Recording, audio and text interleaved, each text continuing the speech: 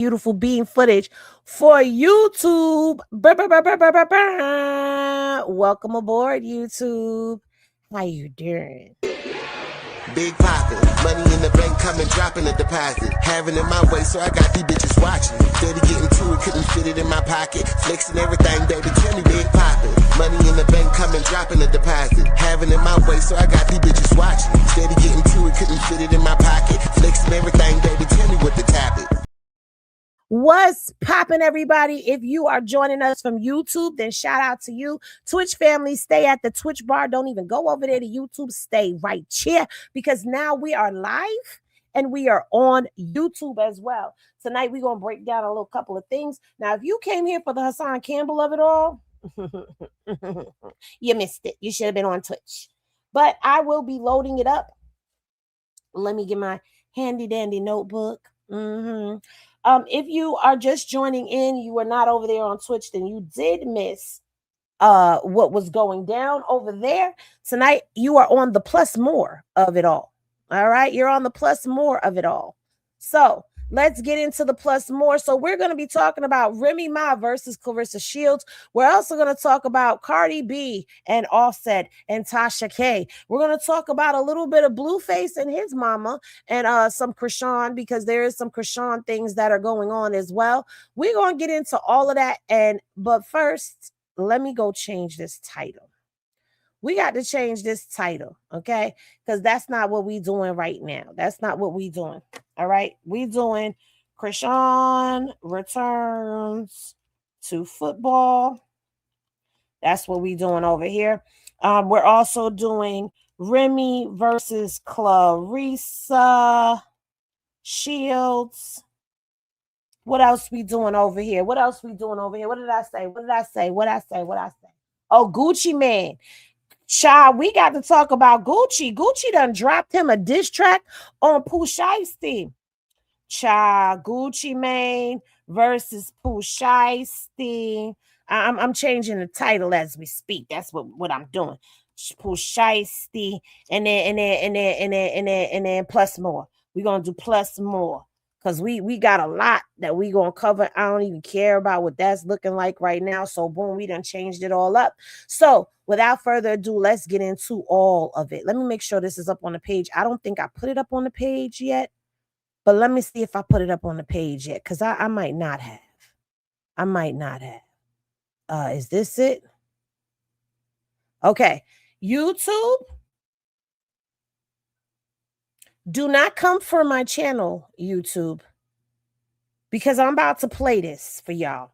So I woke up this morning. I don't know about y'all. I woke up this morning and I was kind of minding my business, but y'all know it's not my job to mind my business. It's my job to be in everybody's business, okay? Everybody's business is my business because I'm minding the business that pays me, which is everybody else's business. And when I woke up, I happened to come across seeing at the top of my timeline that Remy Ma was out here and she done dropped a diss track not only against Claressa Shields, but against PAPOOSE too. Now, let me just say this. If this portion of the video ends up coming down, then you know YouTube came for me and I had to take it down. But I got to play it really quickly. Really quickly. But let me make sure the volume is on. The song is called I Know You Fucking Lying. Okay? Now let's hear what she said.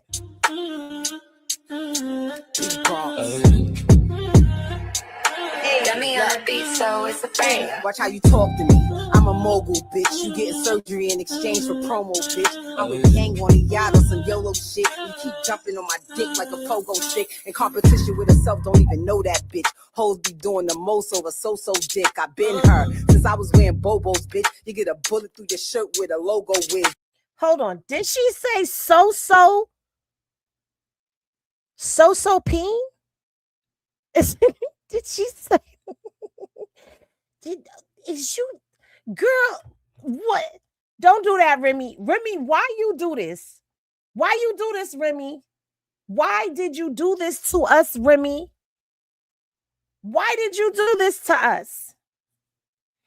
The nerve of niggas claiming that they wrote those hits. When they whole career, they ain't never ghost wrote shit. Oh! Oh!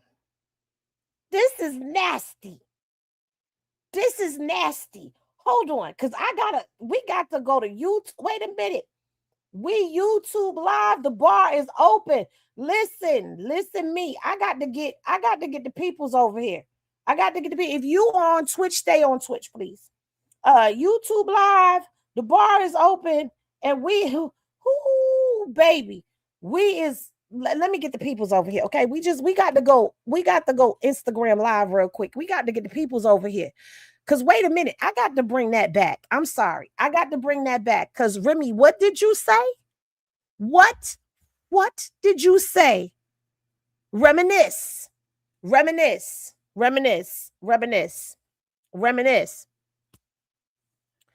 We was not expecting this, ma'am.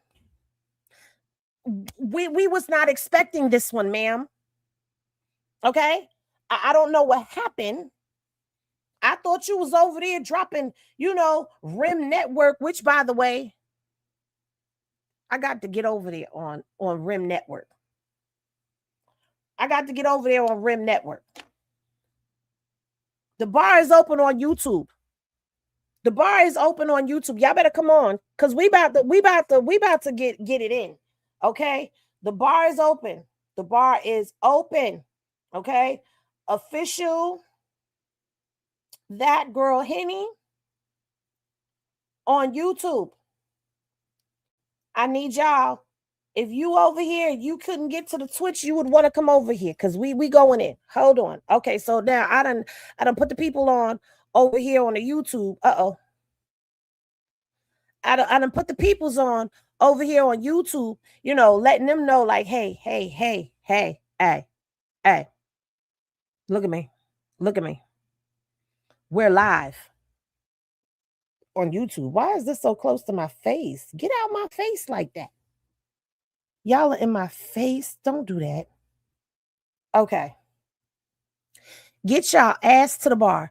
Let's one more again. Bring it back. Come down, selector. Boss. Look. Watch how you talk to me. I'm a mogul, bitch. You getting surgery in exchange for promo, bitch. I'm with gang on a yacht on some YOLO shit. You keep jumping on my dick like a pogo stick. In competition with itself, don't even know that bitch. Hoes be doing the most over so dick. I bet.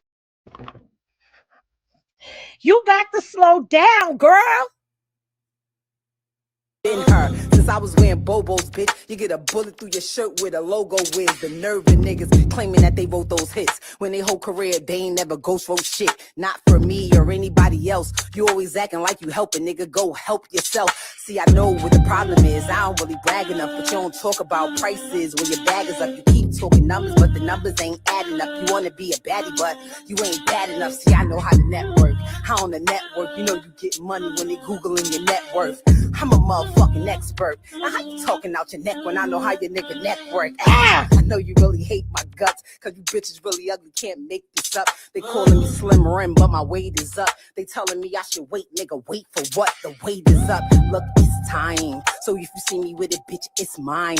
When these other bitches rap, it's always just rhymes. When I rap, bitch, it's always 10 dimes. Stop playing with me. I got these niggas in the jail really staying with me. I got these niggas in the streets really slaying with me. I got these niggas in the South really hanging with me. I got these niggas in the gangs really banging with me. Girl, you got to stop this shit.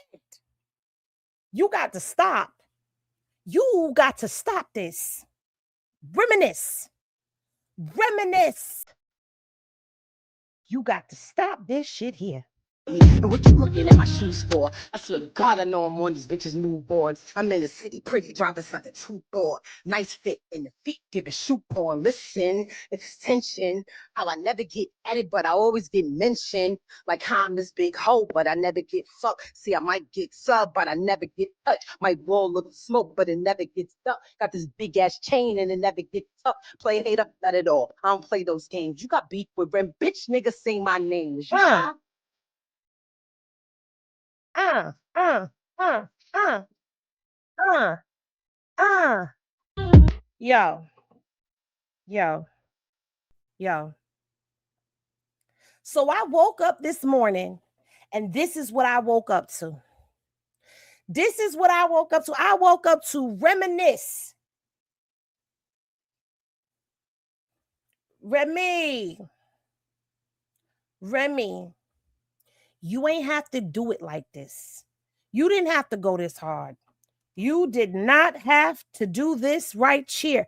She ate the down. And I feel like, in just my humble opinion, again, this is just my humble opinion, but I feel like, in my humblest of opinions, that Remy Ma said everything that she been wanting to say for the longest time, but couldn't get it out because she was holding her dignity. She wasn't saying much. She got tired of it. I mean, you got this girl over here talking the way she talking and speaking the way she's speaking, and Remy just quietly over there building her empire and stacking her chips and not saying a word. She didn't say a word. Not one single word was said by Reminisce. Now,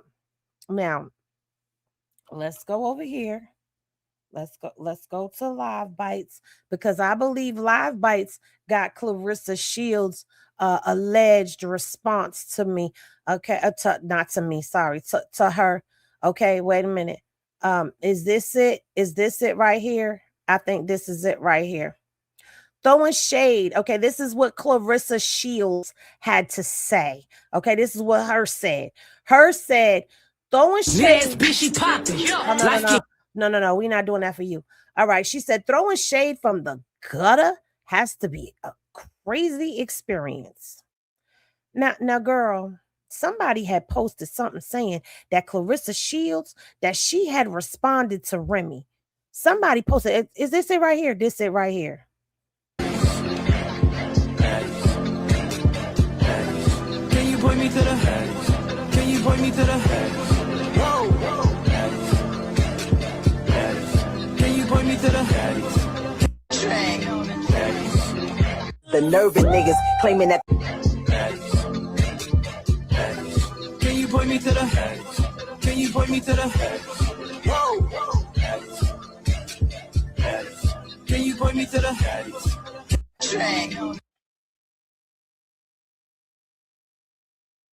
I'm confusion. There's no bars. There's no hooks.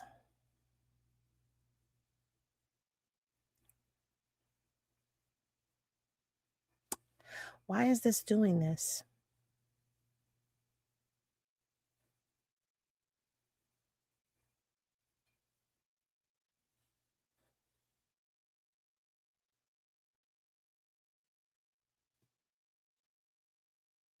I'm not impressed. I'm sorry. I really had to evaluate my my answer to that. I'm not impressed. But you know, Claressa has taken a lot of jabs at, oh yeah, we getting ready to get into that too. Claressa has taken a lot of jabs at Remy. And there's been some that has gone unresponded to, but it looks to me like Remy is not having it. Okay, so I'm trying to fix this because I don't like how this looks in this box. Like, why is this so small in the box? Do I have to make this bigger for that to be bigger? Yeah, I do. Okay. So as y'all can see, it was posted twice on the page. Hold on. Oh, yeah. Okay. Oh, we could talk about that too. She talked about you wanting to be a baddie, and we know that that's true because Claressa has been trying to get on the baddies platform for I don't know how long. And it's just like, girl, are we serious right now with ourselves? Are you serious?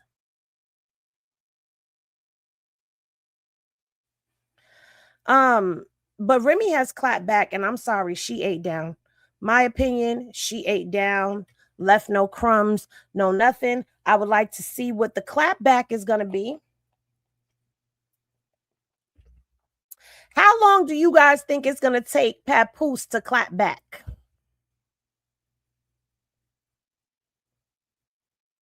Do you think it's going to take 1 to 2, 7 to 10, 14 to 20 business days? Like, because he didn't clap back at 50 Cent very quickly. So I'm wondering if he's going to take 4 months to respond back to Remy. I'm just saying. Moving right along. So as we all know, because I covered it over here, Pooh Sheisty finds himself jammed up in a situation. Now, I have not done an update on that. Henny Glasses in the chat if you want me to do an update on it. And I apologize, I didn't do an update on it. But as far as I know, from what I know, his daddy, Dad, Papa Sheisty, he was supposed to. Kimberly, I need you over there on the YouTube. Somebody said 1 to 2 years. Him daddy was trying to go for a bail, and the government blocked that. I don't know what happened with that. I will follow up with that. I know Big 30 was trying to come out, but Big 30's criminal history might be a block for him. So yeah, why is y'all leaving Twitch? Go back to Twitch. For everybody that was on Twitch, why y'all over here on the YouTube? If that's the case, I might as well end the Twitch. I might as well end the Twitch. But anyway, let's continue with what we was talking about. So, Gucci Mane has said that he is not making no statements, that he's not going to court, he's not testifying, he ain't doing none of that stuff. But here is Gucci Mane last night dropped a damn diss track on Pooh Sheisty, y'all. Now, again, I'm playing the music. If it ends up being cut out of this, you know YouTube done messed with me. But, I never finished what I was saying. Now, let me finish what I was saying about Remy first, because I didn't say what I need to say after the video in case all of it gets cut out. So let me just say that now. Remy ate down on that song. She clapped at Claressa. She clapped at PAPOOSE. She told PAPOOSE to do for himself, said he got so peen and Claressa want to be a baddie. Basically she want to bite her style and all of that. That's what her said. Yep. That's what her said in that rap. And Remy ate the hell down all the way, left no crumbs on the ground. I'm quite sure that there's not going to be just a one diss track. I'm quite sure she's got a lot. Congratulations to her on the launch of Remy Network. I have to go check that out because I've heard some things about a couple of things and I've heard good things. So I have to go check that out for myself and see what's what and come back and report it to all of y'all. But yes, shout out to Remy. We are on Remy's side. I'm on Remy's side. She won that one. Claressa, you lost that one. Now, getting into the Pooh Sheisty of it all. So first of all, Gucci Mane tweeted out and said, I don't call the police, I call shots. Now, let's hear what he said, because the name of this song is called Crash Dummy. It is over there on his YouTube channel. But baby, let's hear it.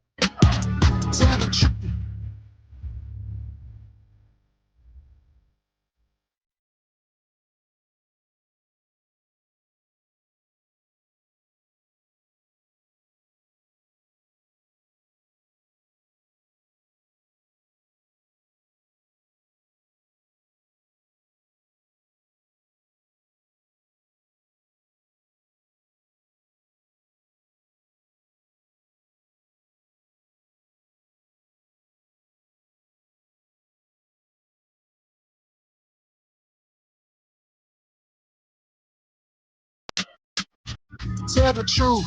You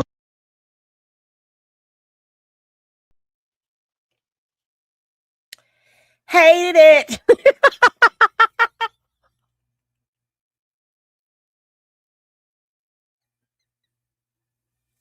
Sorry.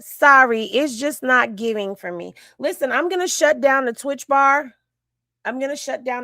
So everybody transfer over to YouTube, please. I'm shutting down the Twitch bar.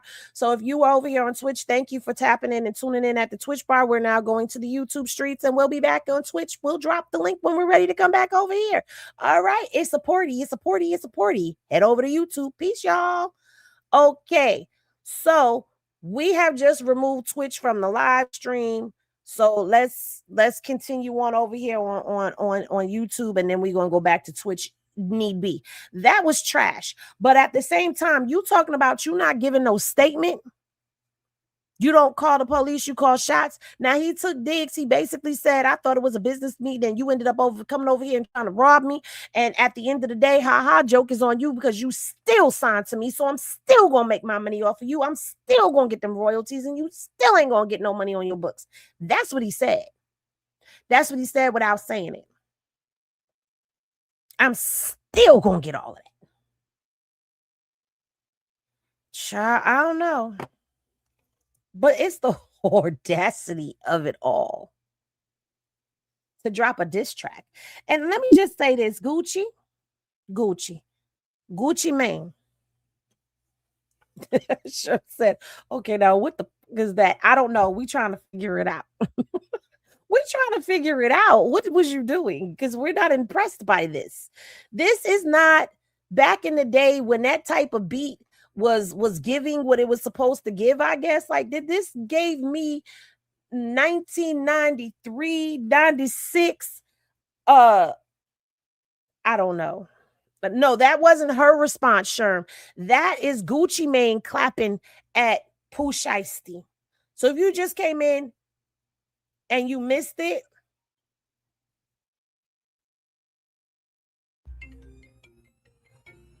they calling me because I'm over here on the YouTube, on the Instagram, and they want me to turn the mic on. Hold on. I don't be answering them random calls. Y'all supposed to be going to YouTube. Come to the ThatGirlHenny official ThatGirlHenny page. I'm live on YouTube. Bye, y'all. Look. And you on the screen. You done made it to YouTube that you calling me. So everybody knows you was calling me. My bad. You interrupted the broadcast. All right. So back to what we were saying. So this was Gucci doing a diss track to... Wait, her response was shadow boxing to the beat. I don't know. That was a weak one. I don't like it. Always come through on the beats. Zaytoven. That was not a good beat. That was a horrible beat. That was horrible. I don't know who told Gucci that was a good beat. Could you just imagine you sitting in the studio and this come on? Hold on. Let's put it back on.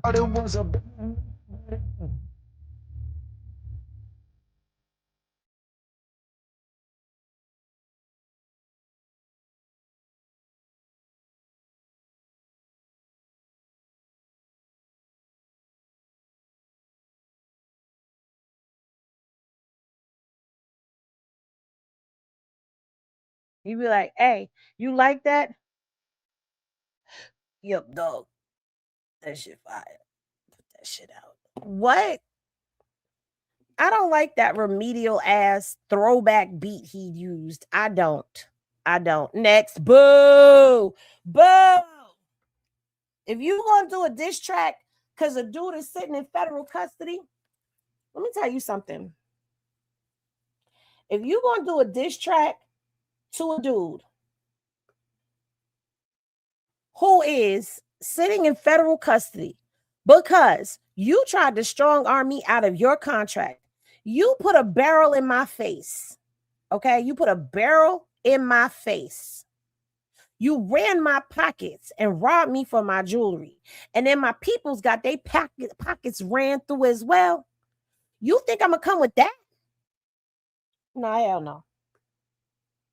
No, hell no. No, Gucci, I liked what you said. You know, I liked what he had to say. Excuse me, I'm just erasing stuff off of my topic list. Because as I do it, I got to erase it. Oh, we real professional over here now. Okay. Okay. You think I'm gonna come with that? I'm coming harder. I'm trying to make something on a beat that's gonna piss everybody off, including you, because the beat gonna be so fire. Let me say it in down fire. The beat gonna be so fire. That shit is gonna be on the radio, cranking and juking and jiving. That thing, people gonna be bumping it everywhere. And you in your federal cell, people gonna be playing it and you gonna hear it. Yeah. I ain't gonna give you no old school throwback beat. I'm sorry, Gucci. Try again. Do it again. Make another one. Because that one didn't work. So make another one. Okay? That one didn't work, so make another one. That's how I feel about that. But Gucci, you ain't even got to go make no statement because you just basically made a song, and in the song you make it, you kind of talking. You done put it out there. You done said what you said. Take a pause and a break for a second, and let's just take a minute to congratulate Lumel Plummer and Scotty with the body. They had their daughter today. Today is Lumel's birthday. Scotty went into labor, gave birth to the baby at 1 p.m. today. Her name is Iceland Blair Plummer. Okay. They have not shown little Iceland's face, and that's fine. I think they should keep it anonymous. They did give a little sneak peek. That's how I know it was at 1 o'clock, because it says 1300 hours. And she was 19 inches long. So congratulations to the Zeus Network mogul and the new heiress, the princess. Okay. Princess Plummer. All right. And the family. So congratulations to them. Now, let's talk about this really quickly, because ladies, now I know a lot of people feel a lot of different ways about Usher because of the things that Usher has been out here. He's been associated with Diddy, so people feel a way about him being associated and affiliated with Diddy. But a lot of ladies love Chris Brown. They love the breezy.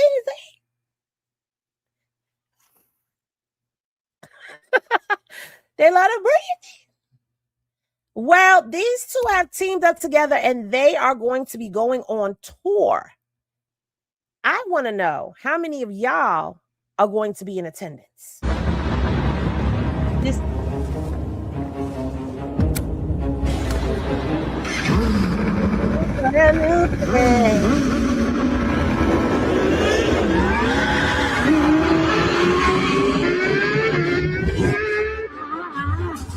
I've never seen a commercial for a tour. Oh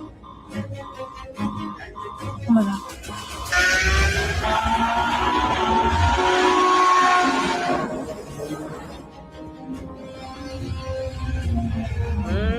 Y'all see it. What you said?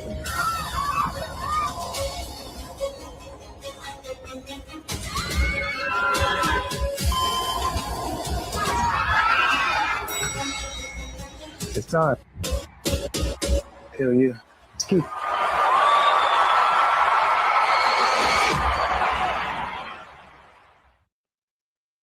Now, listen, here's my advice to all of the men out there. Do not take your ladies to a Usher Raymond and Chris Brown concert, because they are risking it all. Do y'all remember the lady who was out here and she was slobbing that man down and her husband was in the audience? Let me see if I can pull that up real quick for y'all, because baby,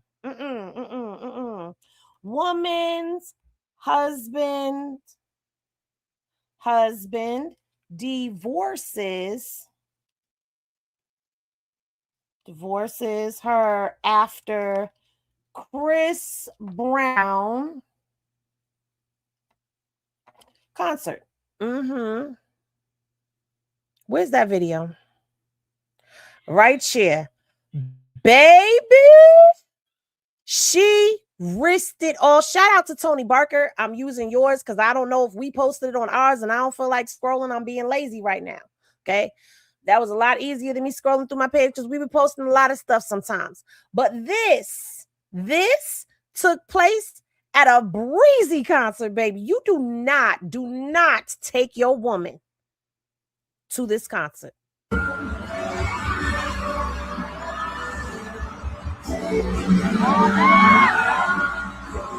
That's her husband.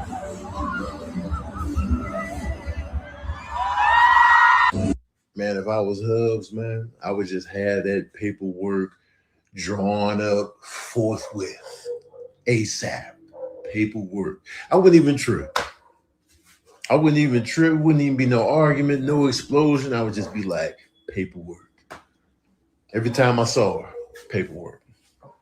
You know what it is? Paperwork. And then the paperwork, for the reason for the divorce, ain't no irreconcilable differences. It's going to be Chris Brown concert. That's what it's going to say in the divorce papers, man. No fancy legal jargon. It's going to say Chris Brown concert. Paperwork. Attach the video file. That's all. Paperwork. She going to be like, see, because you paperwork. I'm cutting off all sentences. And I don't blame them. Because look, this was everywhere. Everywhere. Hold on. I gotta zoom in because y'all got to see for yourselves. Okay. Look at this. She stuck her tongue in that man's mouth. That man did not stick his tongue in her mouth. She stuck her tongue in that man's mouth. And her husband was in the damn audience. Ladies, it is not that deep. Chris Brown will not remember you. Okay? Don't be throwing it all away for Breezy, because Breezy ain't going to throw it all away for you. Don't think that you that one, because he done pulled you up on a stage and this is your moment to shine. Girl, you should have thought about that moment before you walked up in that concert. Like, how you forget your husband took you to the concert and you just going to get in there in front of all of them peoples?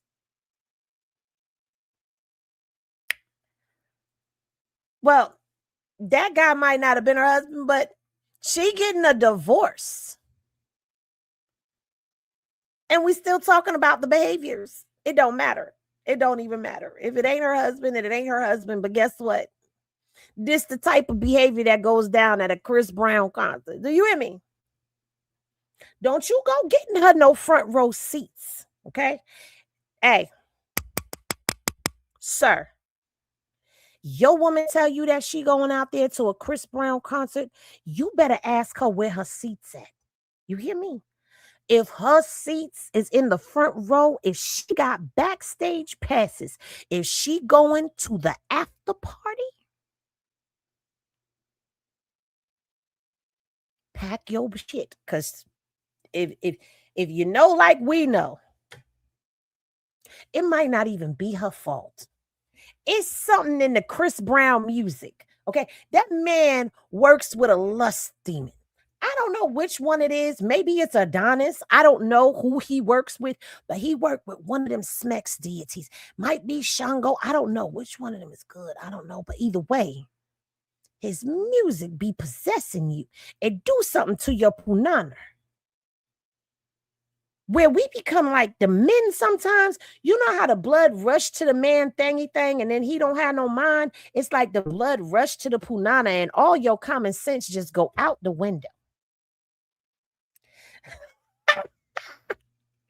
Wait a minute, Sherm said she better not throw them pennies on stage. It's a wrap. I know that's right. He said you better keep them goddamn drawers off.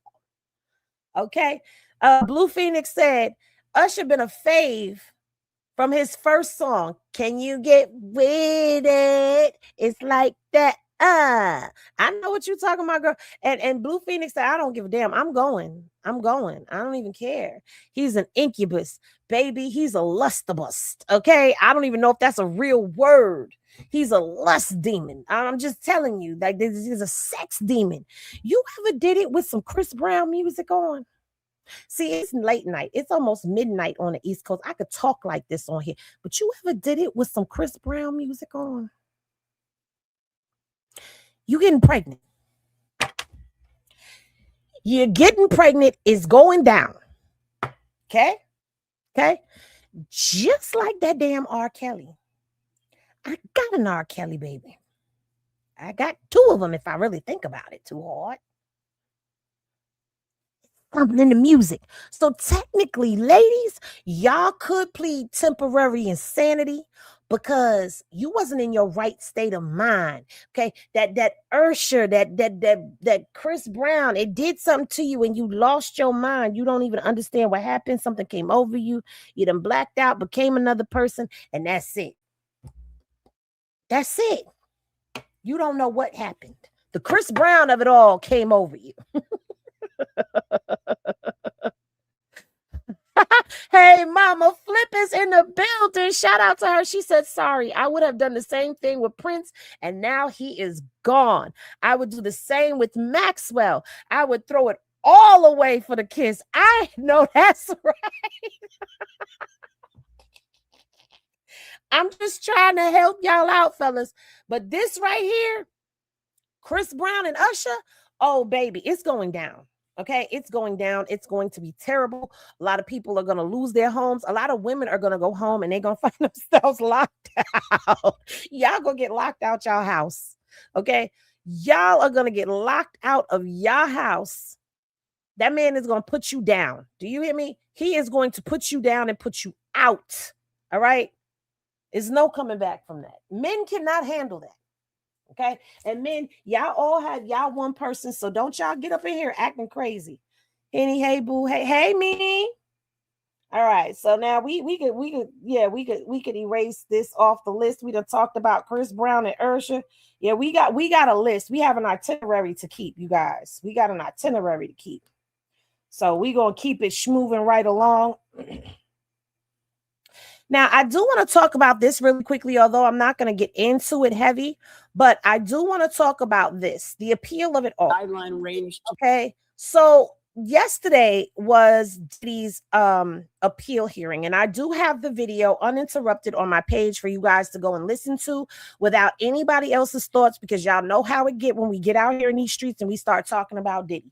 Now, I'm already seeing a press run that is happening. I'm seeing people pushing narratives. I'm seeing people already trying to, he's been sentenced too long. This is what's going on in the media. The media is now saying he was sentenced too harshly, as where when you go back to months and months before, this was not the conversation that was being had. So I feel like legacy media, along with a lot of these YouTube bloggers, are out here trying to push narratives. But what I do want to say is shout out to me.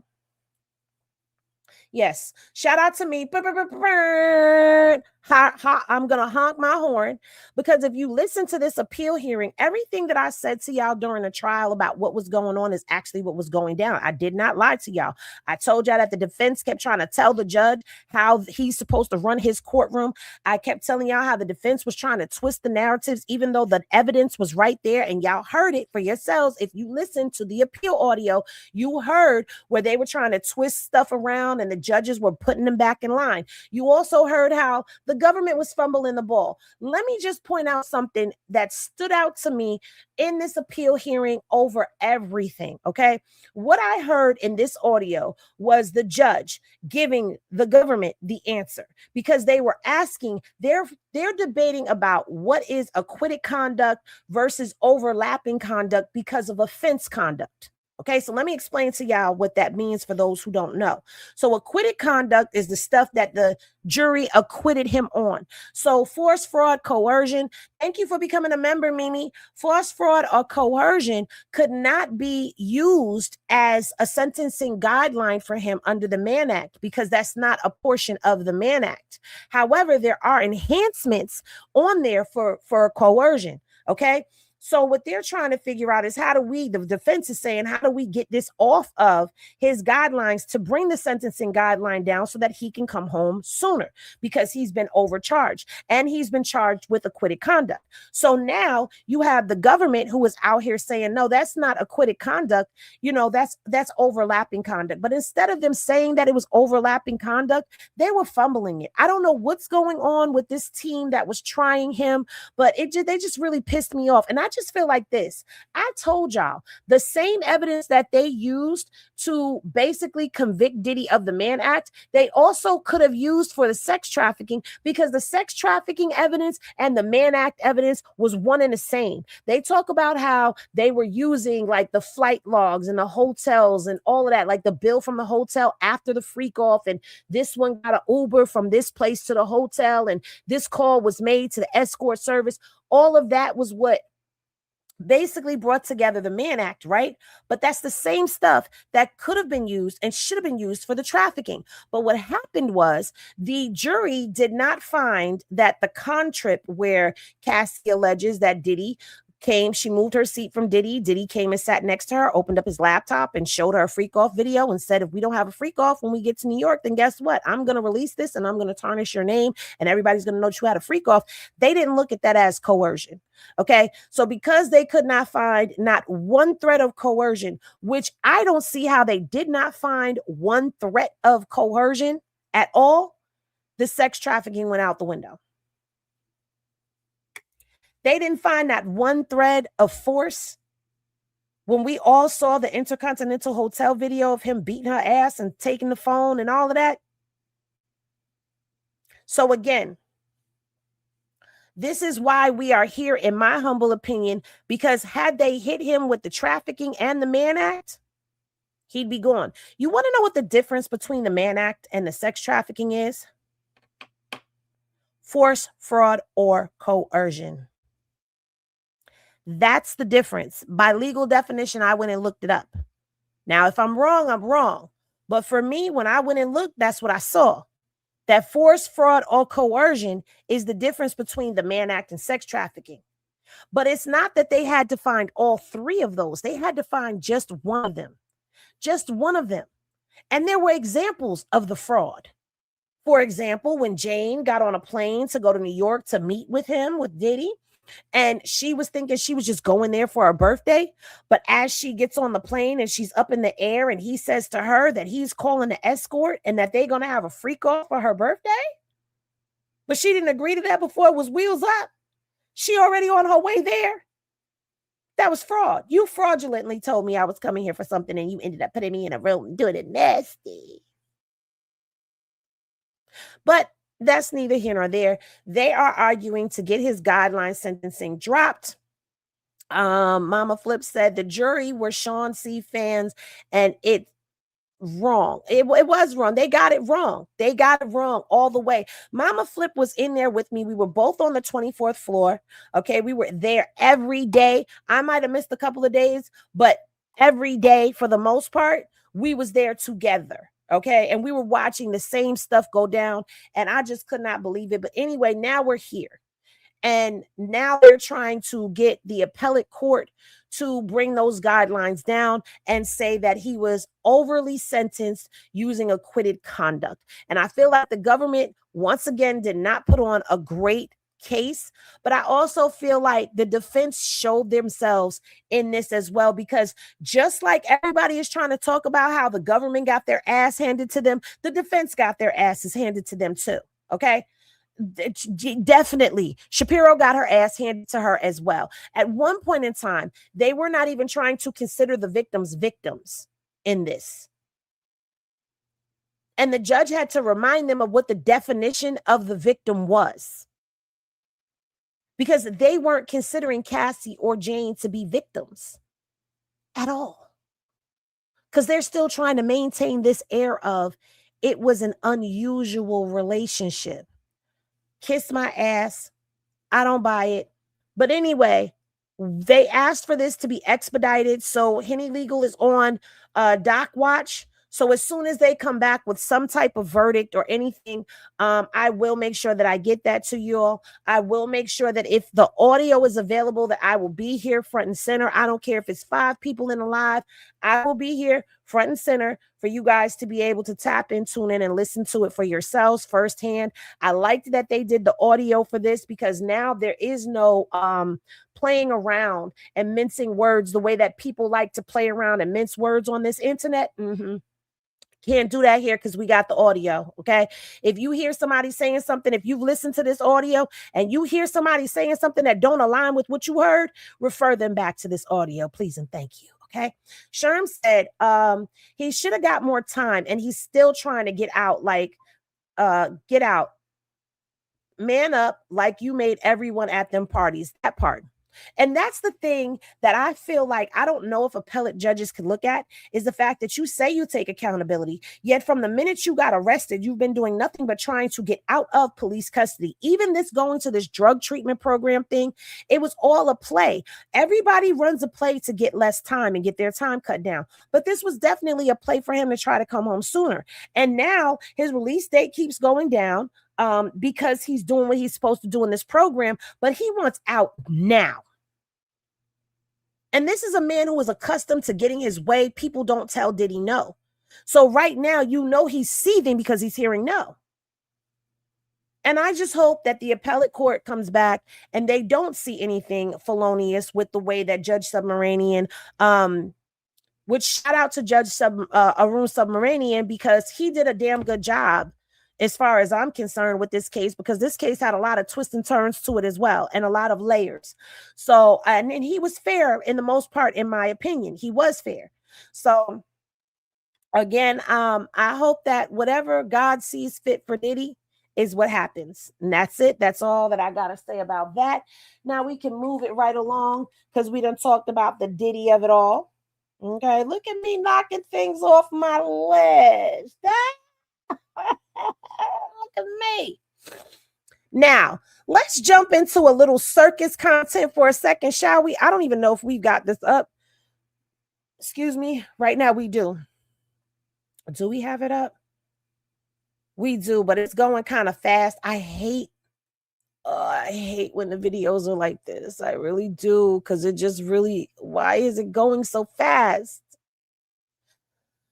Okay, so let's get into this and let me see if I could pause on each female. All right, so, damn it. Karlissa, Blueface's mama, ever in his business, ever in the midst of some toxicity. Karlissa and Blueface are at odds. In case you didn't know, let me bring you up to speed. So Blueface has a new girlfriend and her name is Nevaeh, okay? And Nevaeh has been rumored to be a witch. That she does some type of spell work. She said that she is a white worker. She doesn't do any dark magic, but you can't have the light without the dark, sweetheart. So there's no such thing. She claims to be pregnant by Blueface. I believe she is now today 5 months pregnant, she announced. I'm not sure. He's been home since November.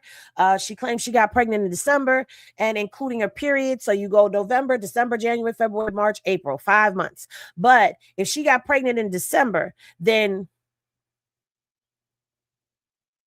I don't know. Anyway, there's a lot of confusion with all of that. I don't want to get into all of that. She claims she got pregnant on Christmas. Sounds very familiar because that's what we heard, that Chrisean got pregnant on Christmas, but she's claiming she got pregnant on Christmas, which is impossible for her to be as far along as she is. But anyway, I'm trying to be good. She has been causing all types of friction within the circus because nobody likes her. Blues fans don't like her. Jaden's fans don't like her. And Chrisean's fans do not like her. Even the haters don't like her. Nobody likes Nevaeh. Okay, she rubs everybody the wrong way. But her and Karlissa have been going back and forth. Surprise, surprise, right? Or no surprise there. And so Karlissa recently went off on Blueface because Blueface was on his live stream with Nevaeh and was calling his mom a liar. And Karlissa is on a cruise. And Karlissa got wind of this and she decided to go off. And she made a post and said, let's all sit down when I get back and see if we can diagnose my son's ladies. Does he really hate his mother?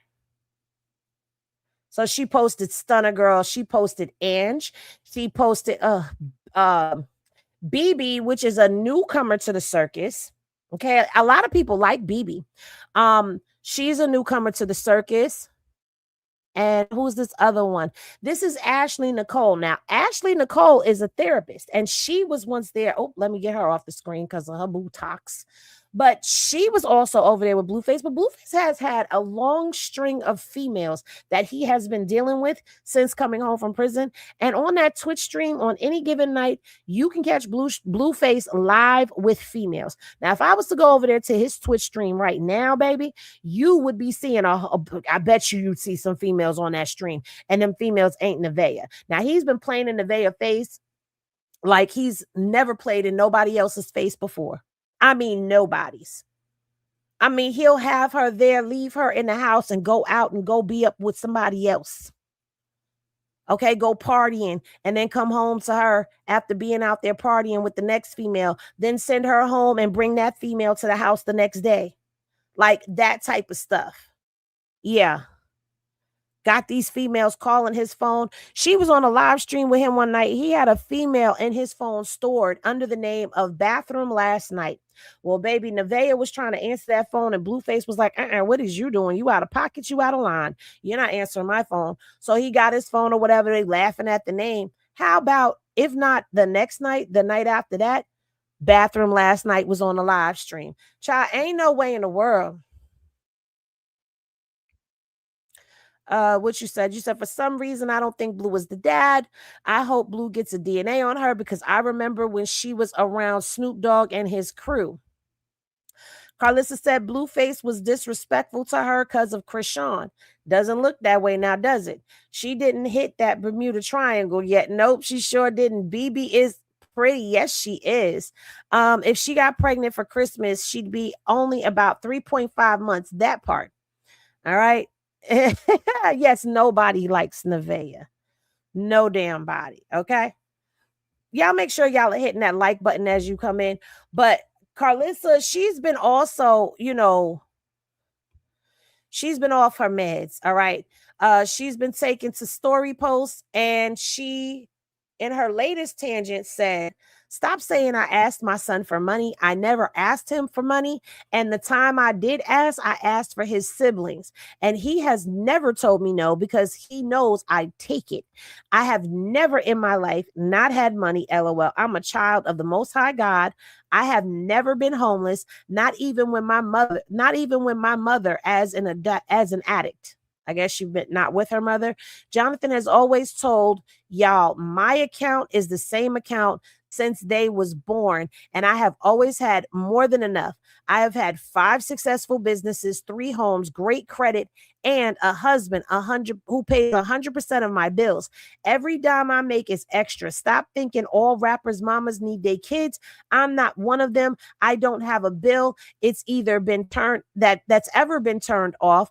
Jesus loved me, and it has always shown. Now, that's not the story that Blueface has given us, because on Karlissa's show, Blueface told us about how they were homeless and living in her clothing store. And Karlissa tried to refute that, but Blueface has said that they was homeless. I don't know. If y'all remember a couple years ago, I went through Karlissa's stuff and we saw that she filed some bankruptcies and had an eviction. I don't know. I'm just telling y'all what we already knew or what we already saw. But this is what she's saying. And then she said, hey, love, Brianna, let's do lunch Sunday. Tell your mama I said, hey. Now, Brianna, here's where things get messy, because the Ashley girl who's the therapist and Brianna, allegedly they are sisters. And Brianna is a Harvard graduate who's a lawyer. Now, we had heard a long time ago that Blue had took down Jaden's sister, allegedly. That's what we heard. I don't know if it's true or not, but that's what we heard. But it wouldn't be beyond him to sleep with sisters if that be true. So now she says, love, Brianna, I'ma post you every day. But she sat there waiting on an apology that she will never get. Tried to respect his 304s, and they want my whole soul. Funk out of here. So Nevaeh text Karlissa and said, don't give that weird bitch no clout. So Karlissa says, who? Nevaeh says, the whole you reposted, her and her rugrat. She's irrelevant as fuck. It's sick how obsessed she is with me. So she says, I ain't even ready. I ain't even ready. I ain't even read it. They just sent this and said, he hot too many. I don't know what that means. Yeah, she the girl that was at the house, and I seen she was mentioning me on her TikTok. So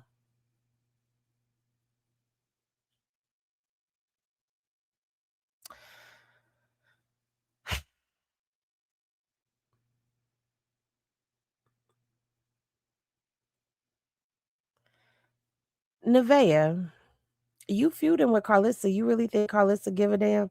Now, she started posting the string of homes that they've lived in. But she also did go on her little tangent and say, my son is a washed up rapper with a group of dirty pennies for BMs, and nobody gives a fuck about how they feel about me.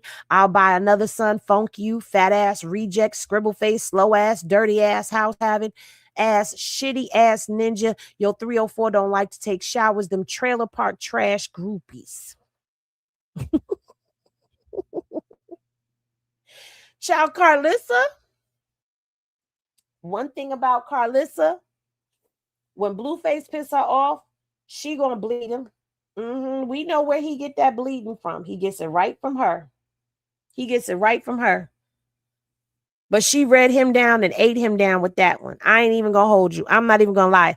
Now, I'm here for a good bleeding when she be doing the bleeding to Blueface. I love it. I love it when they going back and forth. I do. I really do. Speaking of Blueface, we've got some news from Chrisean. Now, Chrisean has a boxing match that is coming up on April 25th out there in Harris Casino in Pennsylvania. Okay. And in Chester, Pennsylvania. And she came to her snap and she gave us an announcement. Now, I'm supposed to be doing a video for this over there on ThatGirlHenny Reviews. I just haven't done it yet because I've been really consumed with some things. I'm going to show y'all what I've been consumed with before we get up off of this live too. But Chrisean made an announcement, and a very interesting one at that. Shall we hear it? Let's listen. So, tell me why I ran into a coach at that little tournament, that boxing tournament for the kids the other day when I was there. I was wearing pink, all pink. So, I did a thing. I went to Dick's, got equipment. Today will be my first day of practice. My first game will be May 1st. Oh, yeah, y'all get into the details, though. I'm repping Christ all the way. Look, I like these. I'm her. This was quick. I got a couple cleats. Oh, look, just in case I don't want to wear the white mouthpiece, depending what wearing the black, still repping Christ. I'm excited.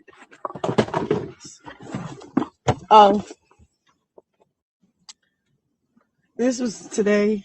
I'm wrecking the blood of Jesus. I'm stepping in the blood of Jesus. The red. I got more cleats. They all white with the purple. What else? Oh, y'all want to see that? Okay. So, tell me why I ran into a coach. So, yes, you heard correctly. Chrisean is now going into football again. Now, if you remember, she was playing football before out there in Cali. She was playing for the Cali War, which was the ladies' football team. She didn't complete the season. There ended up being, I don't know what to call it, a fallout, I guess. I don't know. But she ended up leaving. But Chrisean is back to playing football. And she has her match coming up on the 25th. She said the first game is, I think, the first. I'm not sure. Again, I'll be posting that video over there to reviews. I know it's a little late. I apologize. But I'll be posting it over there. I really hope that, I don't know. I feel a mix of things, okay? And I'm going to be honest with y'all. I feel a mix of things, and I'm going to tell you why I feel a mix of things. And I don't care if anybody gets mad at me for saying this, but I'm going to be honest with y'all.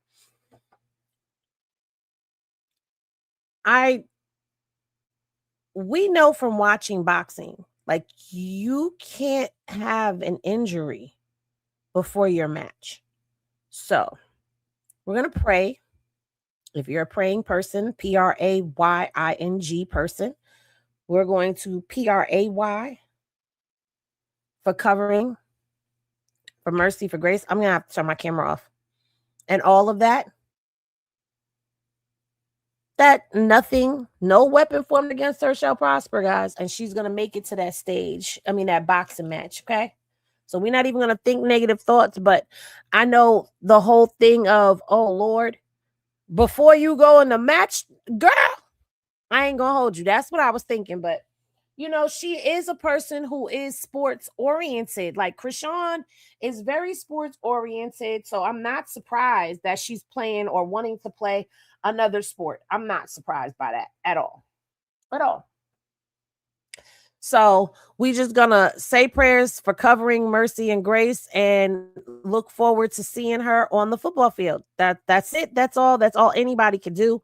You can't control what anybody does. So, plus I think all the physical sports that she could get into, girl, get into it. Get into it. You know why I say that? Because Chrisean, she's got a lot of pent up aggression inside of her. She's had a lot of people doing a lot of fuckery around her, a lot of fuck shit going on.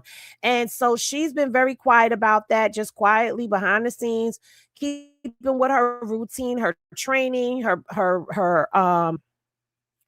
Uh-oh. Uh-oh. Okay. I got some news, y'all. Hold on. I got some news, y'all. Crazy how now this is going through. Oh, I wish I could be on camera. Let me see, because my camera is acting funky. Because I don't even understand who has a MacBook. Why is my MacBook dying on the charger? Like, that is so unheard of. Like, I thought once you plug the MacBook in, it's supposed to charge. The crazy thing is, it only does this when I'm live. Because when I'm watching movies or videos or anything like that on it, it charges while I'm watching it. But as soon as I go live, it's like it just wants to die while it's on the charger. And it's so annoying. Well, she has to deal with that. Who has to deal with what? What you talking about, Tasha? Oh, y'all want to know what I got. Child. Okay, so boom. I'm going to have to pull out my damn. Let me pull out my damn watermark. Because we're going to get into some court docs of it all. Oh, yes. We're going to get into some court docs of it all.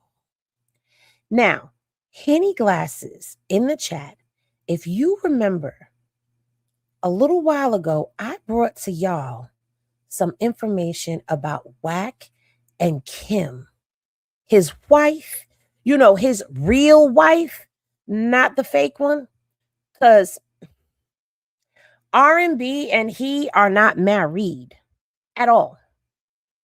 I told y'all that a long time ago. I broke and brought to y'all the fact that Kim was trying to get a divorce from him. And then I showed y'all how Wack was not trying to let her get that divorce. Well, guess what? Guess what? Guess what? Wack is now filing for a dissolution of divorce. Now, I'm believing that R&B got something to do with this, because R&B must be getting tired of being called his mistress and not the wife. You know, you got not the mama.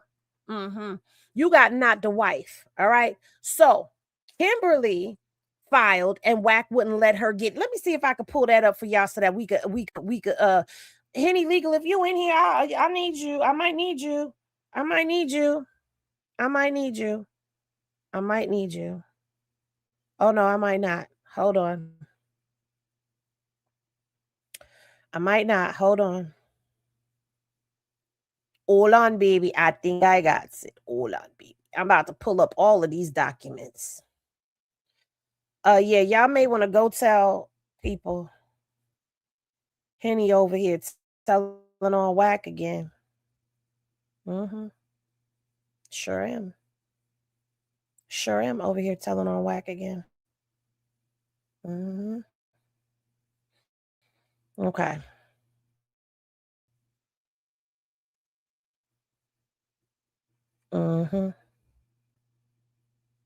All right, we got stuff spinning right now. I'm about to turn this camera off because it's getting on my nerves. Okay, so y'all got that on the screen right now. Let me get this up here for y'all really quickly while them other two documents. So do y'all remember when I brought y'all this document? Because this is when Kim was originally filing. This is from September 12th of 2025, when I came to y'all and I told y'all that Kim was trying to get a divorce from Wack, right? And she was asking for a motion.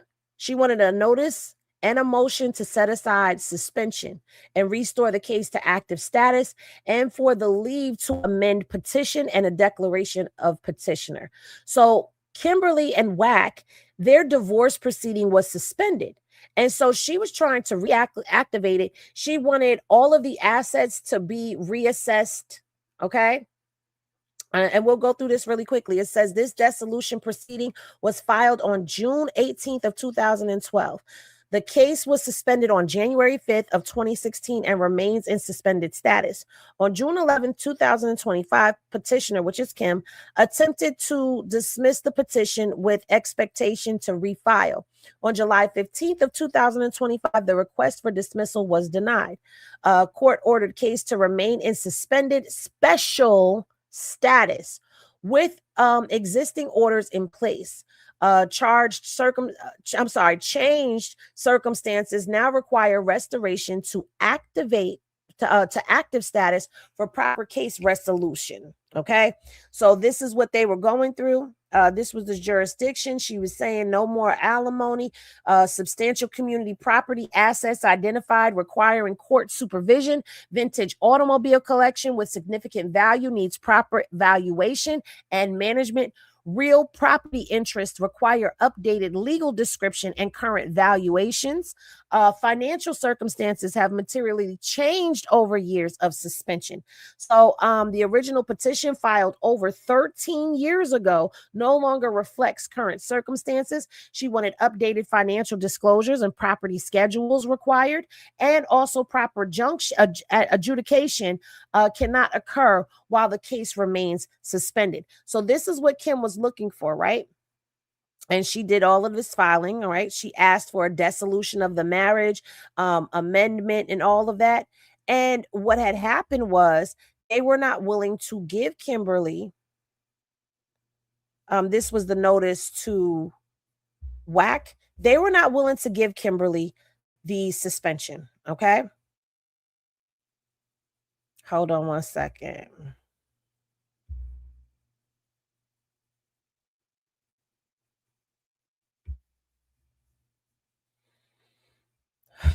Okay, so on November 5th, right? In this case, it says the following parties are present for the aforementioned proceeding, which was Wack. Okay, he was present via video. Kim was there via video. And then the attorney for Kim was there via video as well. And it said it's stipulated by the parties orally on record that Commissioner Cordell Mims may hear this matter as temporary judge. The parties were sworn in. The respondent acknowledges he is in receipt of the petitioner's request for order. Okay.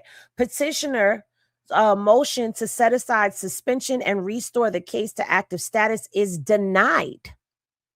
So Kim was denied her request to set aside the suspension and reactivate the divorce. Okay. All right. And that's pretty much all it says, is that it was denied. So now fast forward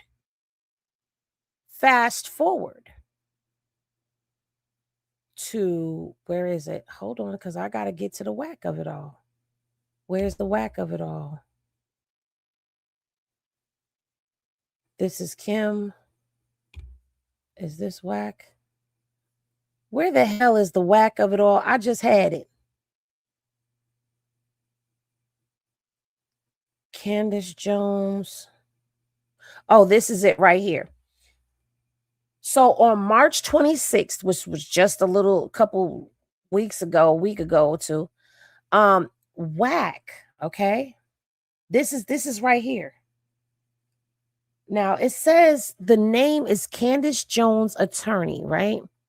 And it says that the petitioner, I guess Kim, This is not Wack. This is Kim again. I'm sorry. I got excited for a second. Hold on, because that says Kim. I'm looking at the right one. Hold on. Petitioner responded. Let's read through this. All right.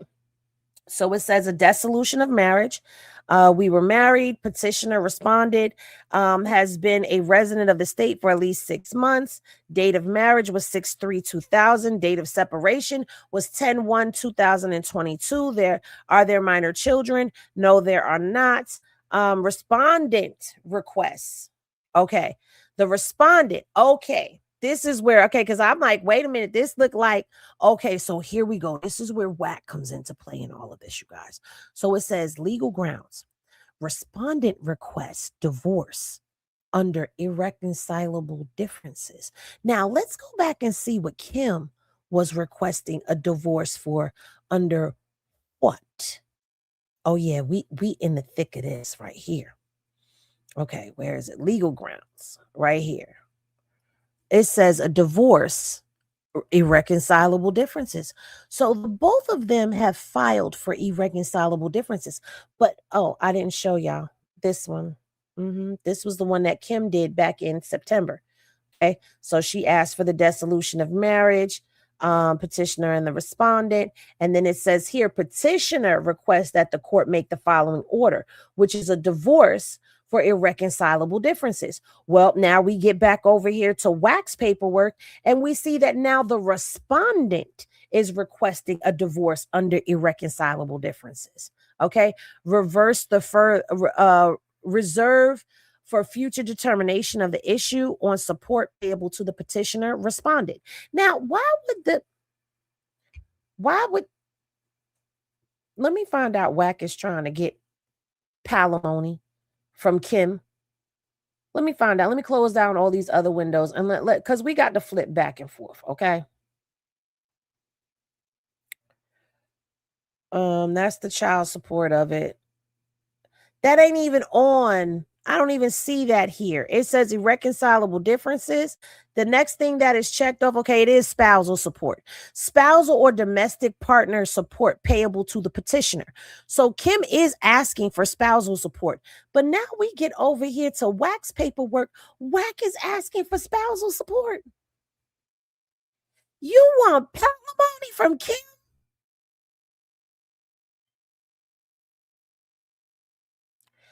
It says it right here in case anybody is lost. Right here. Oh, I can't highlight it. Child separate property. It says confirm as separate property the assets and debts. Okay, the following list: all petitioners' assets and debts acquired prior to marriage and after separation. All respondents' assets and debts acquired prior to the marriage and separation. Okay. He also says determining the right to community and quasi-community assets and debts. Sorry. All such assets and debts are listed, and it says as followed: any and all assets and debts acquired during the course of the marriage, including but not limited to financial accounts, vehicles, household furnishings, real property, investments, credit cards, loans, etc. Okay? Now, on Kimberly, she was saying a complete inventory of all separate and community property assets and obligations of the parties shall be set forth on the property declaration to be filed by petitioner when the full nature and extent of such assets and obligations have been discovered and determined. Okay? Yeah. And then she's also saying a complete inventory of separate and community, the same thing. All right? So she wants a complete inventory of it all. He's just saying, nah, you just gonna get what you get while we was married. All right. So I find this also very interesting. Oh, let me go back over here. I find this also very interesting that Kimberly put her paperwork in back in September and her paperwork got denied. And then here comes Wack.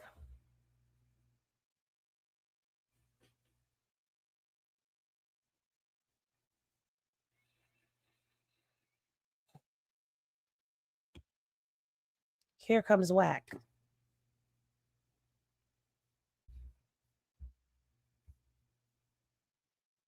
Now, let me come over here and let me see what y'all talking about when y'all talking about what y'all talking about. Replay gang, Henny? No, sweetheart. We are here. We are live. We are here right now. Kim handling business while Wack on Clubhouse with no business whatsoever. So, yeah. It's going to be interesting to see how this plays out in court now, won't it? And since we have the court docs up, let's move this thing right on along, okay? I probably should have done this separately. Where is it? Because I was told... Oh, hold on. Let me go back to my inbox. Child. From Wack 100 all the way to Tasha K. Child, we is getting into the thick of all of it today. Do you hear me? Let's get into it. Let's close down these windows here. And let's bring this up. Y'all ready? Because Cardi B said 1 foot on neck, the other foot on the gas. Because you ain't gonna keep playing with me, or I'm gonna cut into your ass.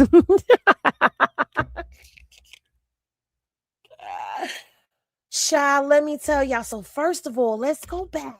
Let me go pull up her page. Okay, we're gonna pull her up. We're gonna pull up on Unwind with Tasha K. Okay, we're gonna pull up Unwind with Tasha K. Now, I know Tasha K is a business. Okay, she's a business, she's a brand. I know that she is not the one that sits back and personally posts to her IG page. She has people that do that for her. Shout out to her. I can't wait to get to that status one day where I could have a whole smorgasbord of people just posting for me, and I could be off going live talking about what it is that they posting and building the Henny universe the way that I build the Henny verse. Okay. I believe she took it down. Oh, no, she did not take it down. Okay, so it is still there. So now y'all know. Let me see if I can pull that up for y'all real quick. Stefan Diggs. Hold on. Diggs. Cardi B. We need him at the Cardi B concert. All right, so we're going to use Revolt real quickly. And I'm going to show y'all this. So y'all know that Stefan and his mom and his family, they was out there partying at the Cardi B concert, right? And Cardi, she had done a live and she had said, my kids are here, there, and baby Brim is with his father, which means he was with Stefan. All right, cool. So they're partying it up, and then Cardi was spotted with him going to the after party and all of that, right? Well, the next day, tell me why Tasha K posted this. My onion ring's getting cold.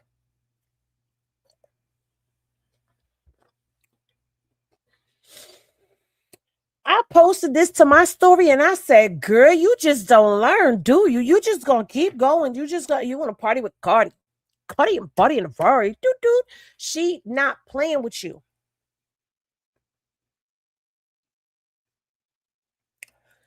Cardi said, little, you can't with me if you wanted to. These expensive, these red bottoms, these bloody shoes. Child. So Tasha K, peoples, done posted this exclusive. It's being said Stefan Diggs and Tiffany allegedly welcome a new baby, reportedly number 8. Now, I heard that this was around Easter time. Now, they showed also a comment section where it says, man, F off my page. Ain't ish a ninja can do for me that I can't do for myself. Stop speaking on people you don't know. And this is allegedly the maternity shoot. And that's the baby's 3D ultrasound. And then that's the advertisement that Tasha K put up for now that's TV. So boom. Tasha did this. So Cardi came back with this. Bang! Now, I don't know if you know or not, because I never really covered it. And if you want me to do a separate video on this and really go down into everything, Tiffany, another baby mama, girl. We don't even know who Tiffany is. Don't know. Don't know. Don't know. She was wilding at that Philly show. Leave Cardi baby daddies alone. Facts. That's the other thing. Wait, before we get into this document, Tasha posted about, Stefan posted about, now everybody posted about Offset. Posted about Offset winnings at risk as judge does not grant 2025 chase the money default. Okay. You know, once they get on it, they be on it, child. They posted that. Then there was a video that I seen that I believe Tasha's the one that posted talking about, she was the only one that I saw posted, if I'm not mistaken. She must have taken it down. Did she take it down? Or maybe it wasn't her. But I could have swore it was her, where they were saying that Offset was back in the casino.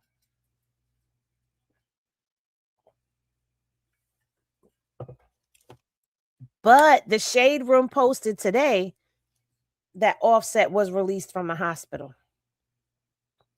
Offset sued by Detroit casino over $100,000 gambling debt. Like, you know what I'm saying? Stefan Diggs, Offset, you just all up in it. You just keep talking about people affiliated with her because you can't talk about her. And you over there, I'm sorry to take a page out of I'm not trying to be like that person, but you over there talking about breaking chains and shit, but you keep adding chinks to your chain, girl. Leave Cardi and her people alone. Like, girl, you got in trouble because, and I remember it because I was a wino, like a big wino too. Oh no. Okay. I was a wino back then. And I remember, where the hell did my vape go? Oh, when Tasha started talking. Okay, so if y'all don't remember, the lawsuit was because Tasha started saying that Cardi had herpes, and then she started talking about culture. And making up things about culture. And so Cardi took her to court. And she sued her and she won. That's how she got that $4 million. Well, Cardi, before all of this, Cardi had already filed and she had already said that she wanted everything. Everything that Tasha got, her advertising, she wants the contracts. She wants the contracts to know how much she's getting paid. She wants all the account information for her, all the account information for her husband, for the businesses, for the GoFundMe. She wants everything from her tours to her birthday parties to her YouTube channel, her Instagram, her everything. She wants everything, every damn thing, including them tax returns. Now, she done started posting Offset and Stefan again. Especially that post yesterday about Stefan. Creditor Balcalise Marlenis Alvarez motion to enforce confirmed plan and confirm order and impose sanctions, including attorney fees and costs. Creditor Cardi B, we ain't even going to say her name. Creditor Cardi B, by and through the undersigned counsel, hereby moves for entry of an order enforcing Tasha K's confirmed subchapter 5 plan of recognition and the confirmed order and awarding sanctions, including attorney's fees and costs. In support thereof, Cardi B states as followed. This motion arises as a continued and unabated pattern of deliberate, calculated, and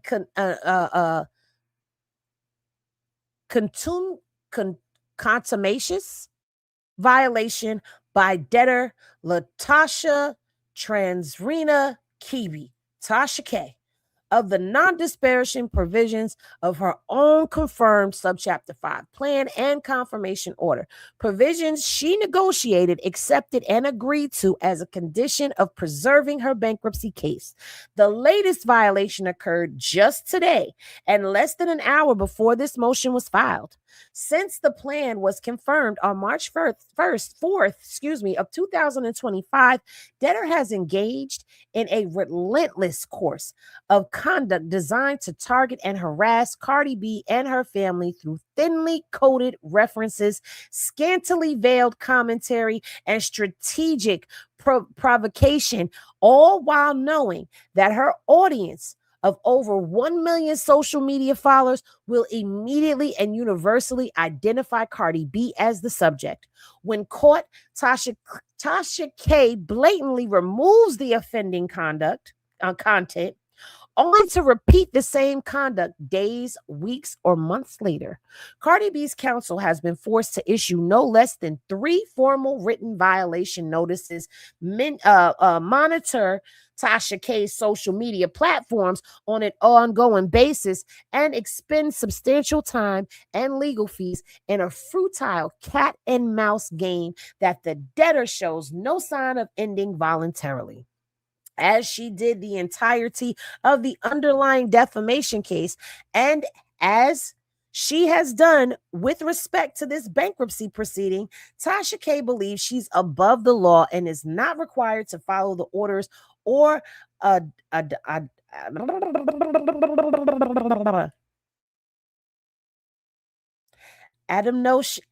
admonitions of the court or comply with the term of her own agreement. For example, in addition to the clear provisions of the non-disparaging provisions in the confirmed order at the confirmation hearing, the court advised Tasha K, the court, and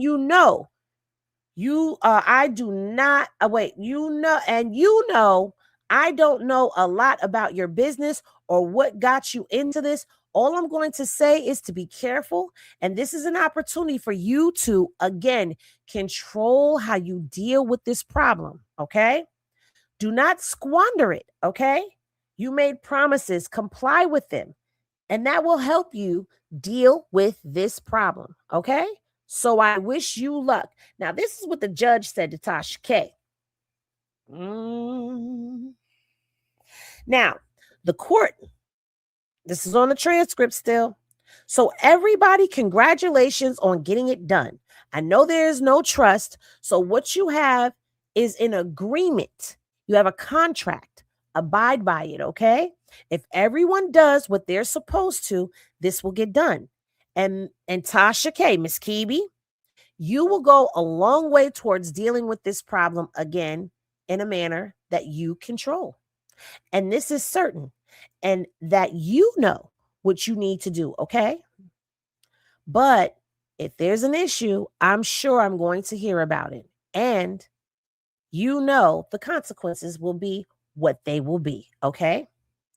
Tasha K's pattern of antagonism described herein makes clear she ignores the court's. Oh my God, I don't even know if I'm saying this right. I got to check myself because y'all know I'm not above not knowing how to say a word. Okay, I'm not above it. I'm not above it. Admonition. Admonition is an act or action of admonishing authoritative counsel or warning. Admonition. Okay, so admonition, the court's admonition. I'm saying it correctly now. Admonition. Okay, hopefully I remember that. But anyway, and what makes this pattern of defiance particularly egregious is not merely the violation themselves, but what Tasha K has openly admitted in public broadcasts. On multiple occasions in live streams, radio interviews, and social media posts viewed collectively by hundreds of thousands of people, Tasha K has made unambiguous statements of her intent. She flouts the non-disparaging clause. She has made clear that she intends to resume harassment of Cardi B once her debt is paid off.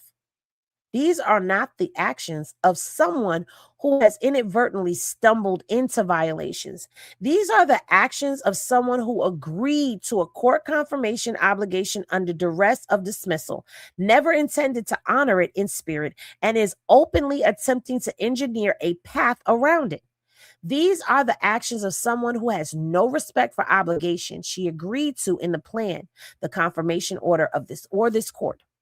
Importantly, the cure period in paragraph 14B of the confirmation order is designed for a singular, narrow, and specific purpose: to give Tasha K an opportunity to remove content about individuals she did not know were family of Cardi B's. It was never intended as a general license to post knowingly prohibited content. Wait to be caught, remove it, and repeat. Tasha K has weaponized the cure provision as a business model. Post patently false, disparaging, and defamatory content about Cardi B and her family, generate tens of thousands of views and corresponding advertisement revenue, then remove the post after receiving a notice and after the damage is already done. The views are already collected, and the screenshots and reposts by other content creators have already amplified the harm beyond recall. The court has full authority and, respectfully, the obligation to put an end to this pattern. A confirmed plan is in order of the court. Violations of the court order have consequences.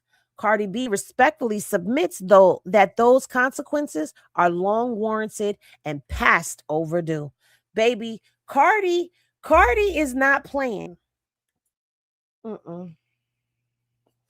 Cardi ain't playing with Tasha. And I don't know why Tasha keep playing with Cardi. She was trying to hide that money from her at one point in time. Listen, let me fix my box. Because my box, where is it? Why I can't fix my box, Jesus? Oh, there it is. I want to fix my box because I want to be bigger. You think it's small. I need to think big. I don't like how I'm looking all tiny down in this corner. I want to be seen a little bit because I look crude. I be looking crude. But then when I put y'all comments up, y'all can't see me. Yeah, y'all can't see me when I put my comments up, though. But anyway, we ain't going to worry about that. Y'all can see my face now. Tasha is really not trying to hear any of that. And I remember Tasha having that whole breakdown that she was having on the spaces. And that's why she got that whole little GoFundMe going so that she could hurry up and pay Cardi B, because she figures once she pays her, she can go back to doing whatever it is that she want to do, how she want to do it, whenever she want to do it, wherever she want to do it at. And child, let me tell you, this ain't going to end well. No, ma'am. This ain't finna end well for Tasha, because she hasn't learned her lesson. You understand what I'm saying? Hey, Brick City. She hasn't learned her lesson at all. And people, not for nothing, people have told me like, oh, you can do what Tasha K do. You're good at what you do. And it's true. Like I'm really like sitting here tonight. I'm really enjoying myself. Once I get on camera, I'm cool. You know what I'm saying? Once I get on camera, I'm cool. And I'm coming with a lot of energy now because I'm excited to be here. Like, I love the layout. I love my people that are here. I have a designated group of people that are here, that are Henny gang for real, that are here for Henny and all that Henny pours up. I have people that sparingly come in during certain topics because that's what they follow me for those specific people. And that's cool. And I'm really realizing the blessing of all of this, because there are people that get on YouTube and they be on YouTube for years and they don't never see 13K views. They don't never see 5K views. They never see 65,000 views. I have been fortunate enough to see that. Their name is not known. Nobody knows them. I can go into people's lives and I'm surprised that they even know who I am. Once they see That Girl Henny, like they'll be like, official That Girl Henny. That Girl Henny's in the building. I'd be surprised that they know me. So I know that I'm blessed, and I don't know when my time is going to come, but I'm just going to keep pressing through until it does. But like tonight, we was over there on the Twitch. Now we over here on YouTube. We might go back over to Twitch. I don't know. But Either way, I'm blessed. I don't never want to be in this type of a position where, and I don't ever want to be that type of person where I'm too big to apologize to somebody and retract something that I said if need be. You know what I'm saying? I don't ever want to be that person, but don't threaten me either, especially if I'm conversing with you, like whatever. But Tasha shows no remorse for anything that she did, anything that she may have possibly put Cardi through. And she has a vengeance inside of her. Like, girl, you got to drop that. You got to drop this vengeance for people and let it go. Like, that's something I had to learn. And I'm a small content creator. You know what I'm saying? Like, I feel like I'm an underground content creator. I'm an underdog. But it's like, let it go. Stop being so angry. Stop being so hostile. Stop being so bitter. And it starts when you take accountability for the fact that you did bring this on yourself. But let's continue. So on March 4th, 2025, this court entered a confirmation order confirming Tasha K's third amended subchapter 5 plan of recognition. The plan and confirmation order are binding upon Tasha K and all creditors. All right. Cardi B holds an allowed non-dischargeable defamation judgment, meaning that Tasha couldn't get rid of this, not even when she filed her bankruptcy, in the amount of $3,911,681.95 arising from Tasha K's sustained and malicious campaign of defamation against Cardi B. And as such, Cardi B alone comprises 98.28% of the entire unsecured creditor body. The defamation judgment was entered by the United States District Court of the Northern District of Georgia and is expressly accepted from discharge punishment to paragraph 6 of the confirmation order. So Tasha K agreed that this could not be disparaged. Like, you can't get rid of it. It's let's be locked in. Ain't no breaking up, girl. The defamation judgment was entered. Okay, we already read that part. As a material condition of the plan, Cardi B agreed to a conditional injunction staying enforcement of the defamation judgment against Tasha K and certain non-debtor parties, including Shakina, I think that's how you say it, Kibi, and Yellen Sheck. Okay, Sheck Kibi, which is her husband. I'm sorry, I don't know how to say his name, but Sheck Kibi and also Yellen Entertainment LLC, which is their business, right? For the duration of the plan. So Cardi B agreed that she wasn't going to go after Sheck. She wasn't going to go after Yellen Entertainment or none of that. What'd you say? Vanessa done said, "Oh, you are recognizable. I can be anywhere listening to you, and they do be negative. Some people that say, oh, that's that girl Henny, she messy, or she come with facts. So you well know, I don't give a fuck. I'm messy, bitch. Kiss my messy ass. I don't give a fuck. She messy. Your mama messy too. So your aunties. Oh, she's messy. Child, boo bye and good goddamn night. Anyway, back to what we was talking about. So during the time that they have this agreement going, because remember, Cardi B and Tasha K have entered into an agreement for payment. Tasha K is supposed to pay her a certain amount. And Cardi is not supposed to be going after nobody else or pursuing any collections outside while they're in this agreement. Child, as a material condition of the plan, Cardi B agrees to a conditional injunction staying enforcement of the defamation judgment against Tasha K and certain non-debtor parties, including Sheck and Yellen Entertainment, for the duration of the plan, but only so long as Tasha K remains in compliance with the plan's terms and not in incurred default. Tasha, you hold up your end of the agreement. We ain't gonna bother Sheck or Yellen Entertainment. We'll just come at you. As long as you agree to abide by.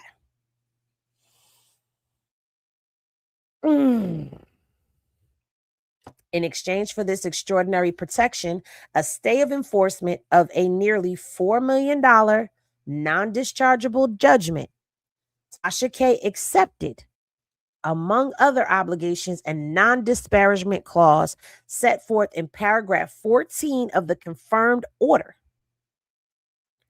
That clause prohibits Tasha K and all related parties, including Sheck and Yellen Entertainment, from publicly making, publishing, or communicating, whether directly or indirectly, any derogatory, disparaging, or defamatory statements, remarks, or comments about Cardi B, her family members, or any entities owned or controlled by Cardi B in any public forum or medium, including social media.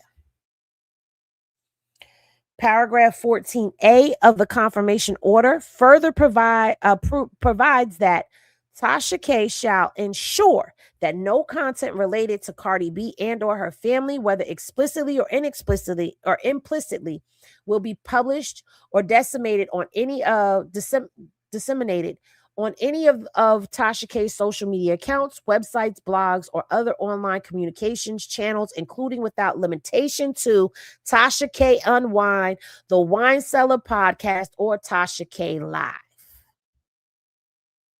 So basically, that means that her, Sheck, Yellen Entertainment, anybody hired by them, works for them, borrowed by them, rounded off by them, carried the two and brought down the one, any of that, nobody. Now, remember, I said Tasha K got people that post for her on her social media. That means that even them people, if they posted on your page, you still responsible. Because ain't nobody supposed to be posting anything related to Cardi B at all. And I knew trouble was going to be a brewing, especially after all of that exposing. Baby, I was finding out about all the Stephon Diggs baby mamas from Tasha K.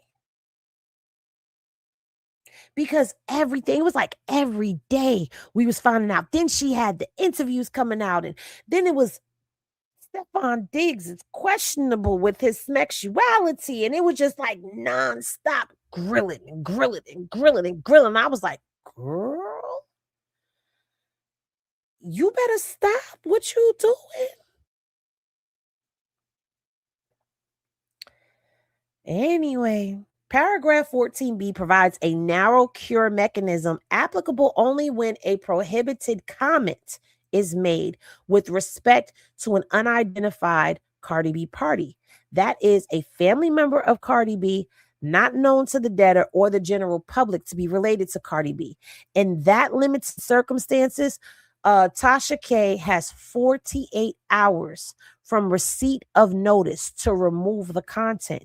This cure provision was never intended and plainly does not apply to direct and indirect commentary about Cardi B herself or about individuals publicly and universally known to be her family. So is she considering Stephon Diggs to be her family because that's her baby daddy? Inquiring minds would like to know. Because I consider my baby daddy family. So is she considering her baby daddy family? Yeah. It is critical to understand the context in which the non-disparagement clause was agreed to.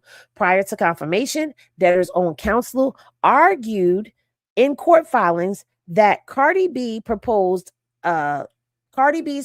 non-disparagement clause was so broad that it would undermine Tasha K's career, and that Cardi B was seeking to sabotage Tasha K's career through unreasonable restrictions of her First Amendment right. Now, pause. Cardi ain't related to everybody. Why do you have to post Cardi B?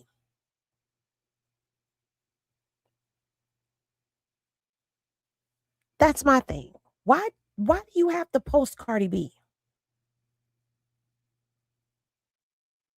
Anyway, Cardi B then withdrew her objection to confirmation of a plan in exchange for the non-disparagement clause being incorporated into an agreed plan. Tasha K, through counsel, accepted these terms. She cannot now claim to be surprised by or opposed to obligations she voluntarily accepted as the price of preserving her bankruptcy protection.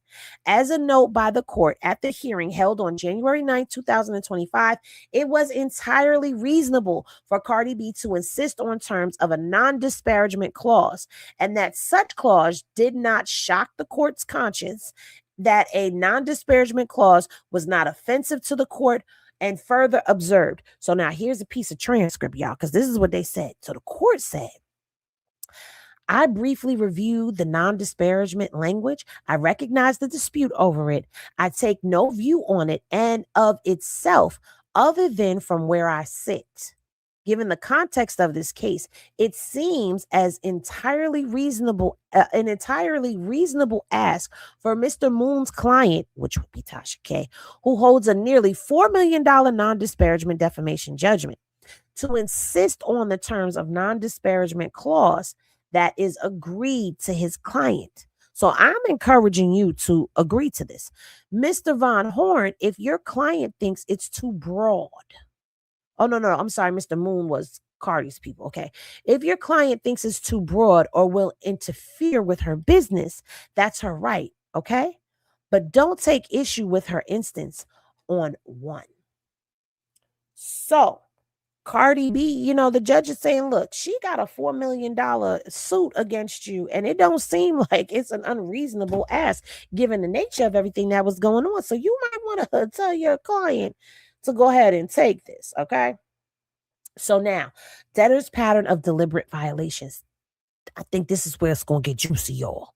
We're not going to read all 46 pages because it is late, okay? It is very, very late. It's 1 o'clock in the morning on the East Coast, okay? 1 o'clock in the morning on the East Coast. 12, 11 is 10 o'clock on the West Coast. Yeah, it's 10 o'clock on the West Coast, so it's still early for y'all. But let's read. Since the confirmation order was entered, Tasha K has engaged in no fewer than at least 25 documented and egregious violations. 25.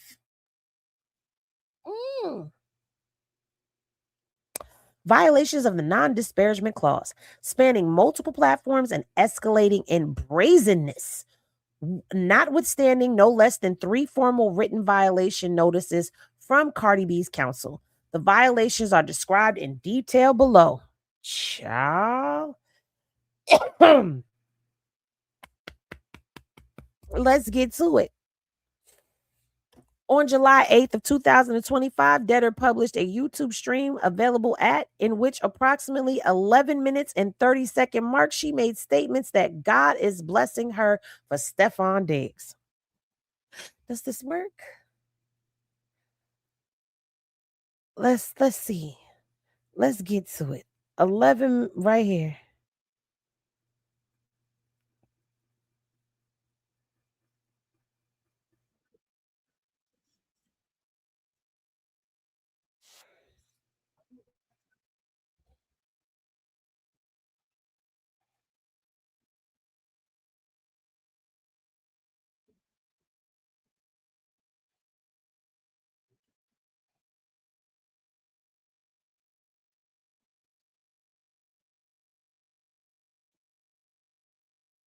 They said 11 minutes and 30 seconds.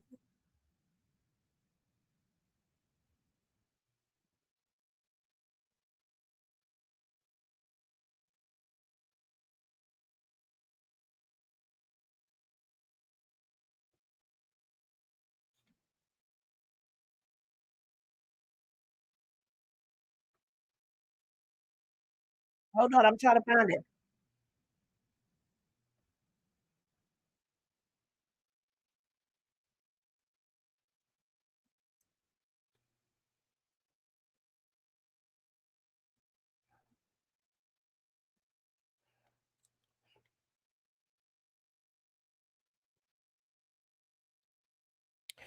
Well, she might have cut out that part about God keep blessing me with Stefan Diggs. But she was talking about him having another baby.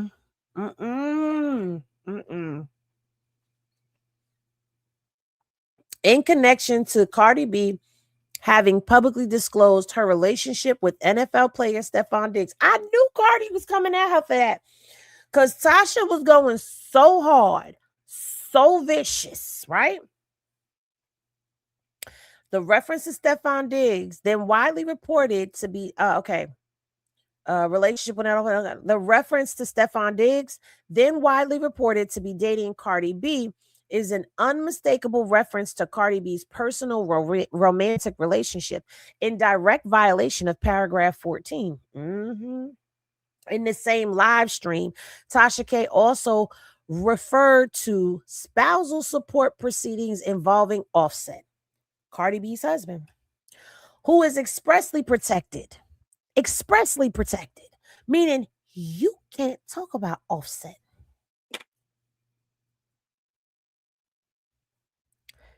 But yet there she was talking about Offset. Oh, y'all couldn't hear it? Y'all missed it? Oh, now I don't have this up on the screen. God damn it. Yeah, I'm getting sleepy, y'all. Y'all know I ain't normally up here this late.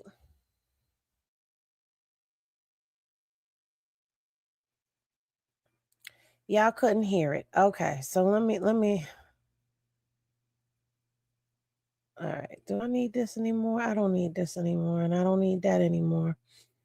Okay, let me see if I can pull it up again. Hold on.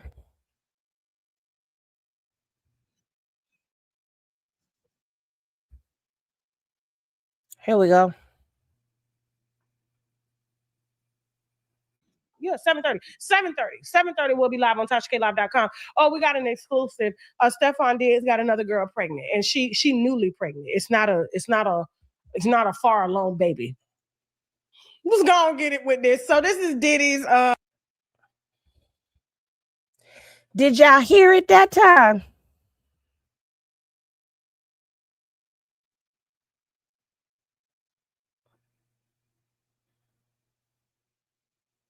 Let me know if y'all heard it that time.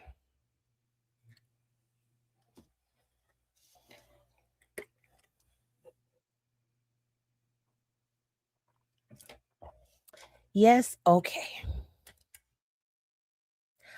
On July 8th, 2025, Tasha K posted on her X account, Unwind with Tasha K, which has accumulated 94,500 views, the following.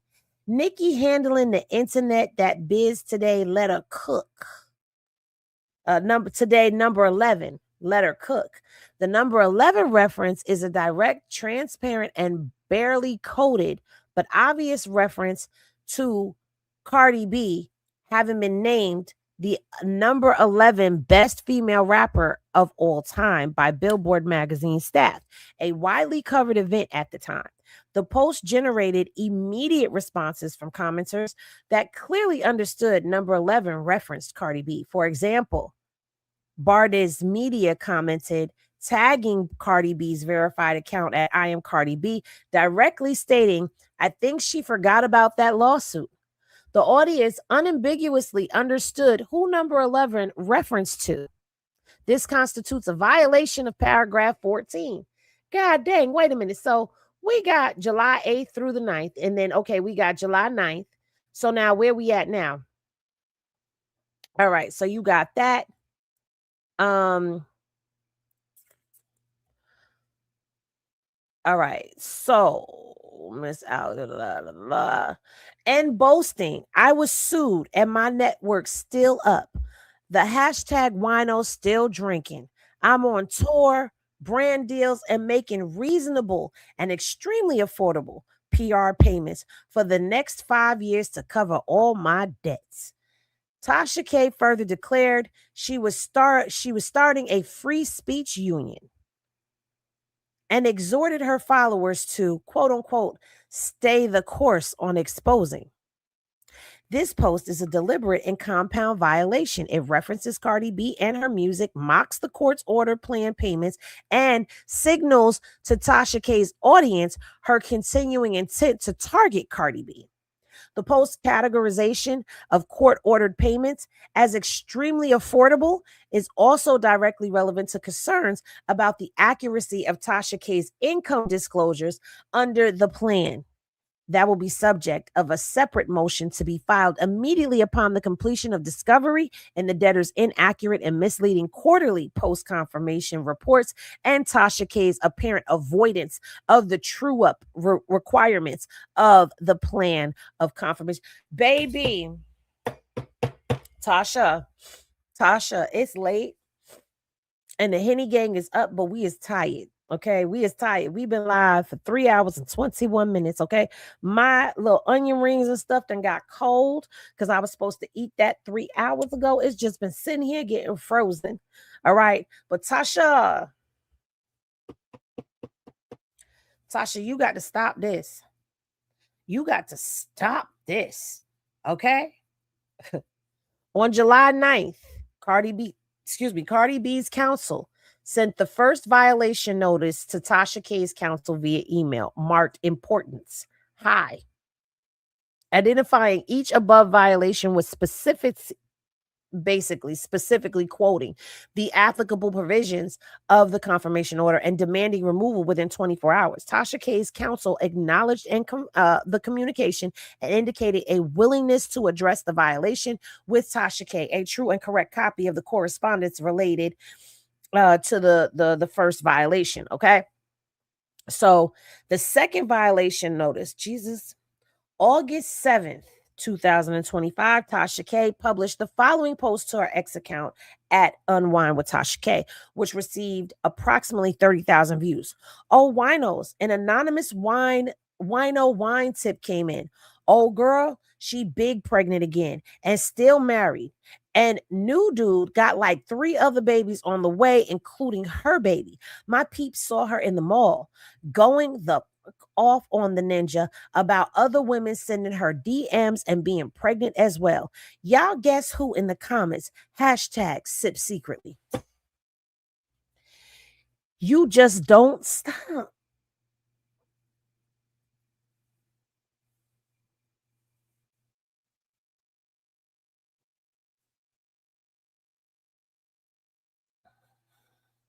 Sorry, y'all. After a while, my locks start to hurt my head. I got to take them down, honey. Oh, wait.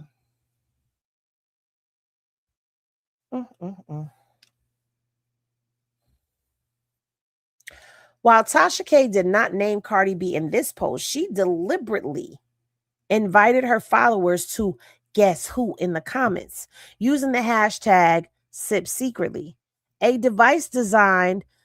Okay, so anyway, she talked about Cardi B and the baby and all of that stuff. Okay, Cardi B as the subject was wait.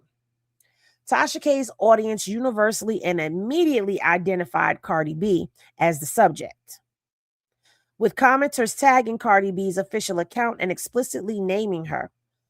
Other commenters referenced number 11, consistent with the thinly coded reference established in the prior rounds of violations. This guess who mythology is a deliberate attempt to launder the prohibited communication through her audience. Tasha K does not need to name Cardi B herself when she knows her followers know exactly who she is talking about and will do it for her. This is precisely the type of indirect communication the confirmation order expressly prohibits. So boom, now we get into a nitty-gritty of things, because what they're saying is that's going to be indirect, because her commenters saying Cardi's name is getting her in trouble too. See, you need to tell your winos not to be posting Cardi's name. And you need to also tell your peoples when they make them posts, they need to go back and check them comments and make sure that Cardi B name is not being mentioned in any of the comments. That ain't nobody tagging her. Ain't nobody. Matter of fact, just stop talking about her. Just stop. Please don't ever reference me with this, because I'm not speaking this into my existence ever. On August 8th, Cardi B's counsel sent the second violation. Okay. And this is what they said. The second notice expressly stated your client is not clever in attempting to obscure the target of her commentary. Her intent is transparent and her disregard for the court's wait a minute. Hold on. And the court's admonition.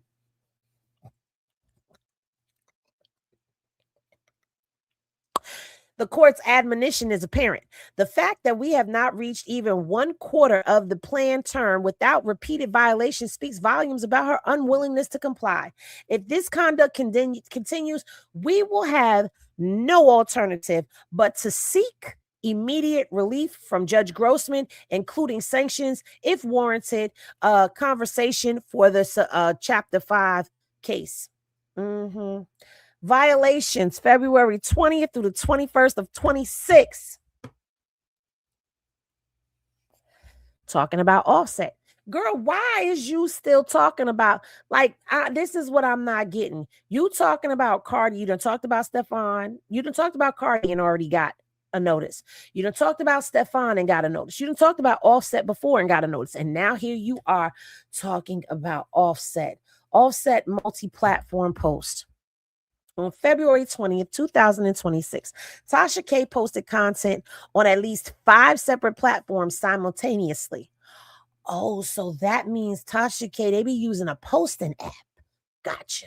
So they put the post in and then they put it up and then boom, it goes out.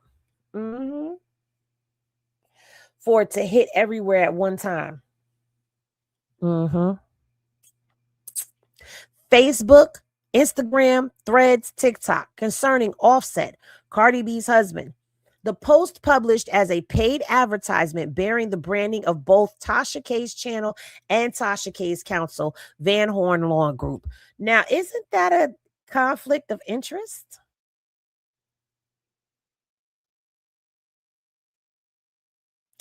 Is there a limitation when she needs to pay Cardi? She has a schedule.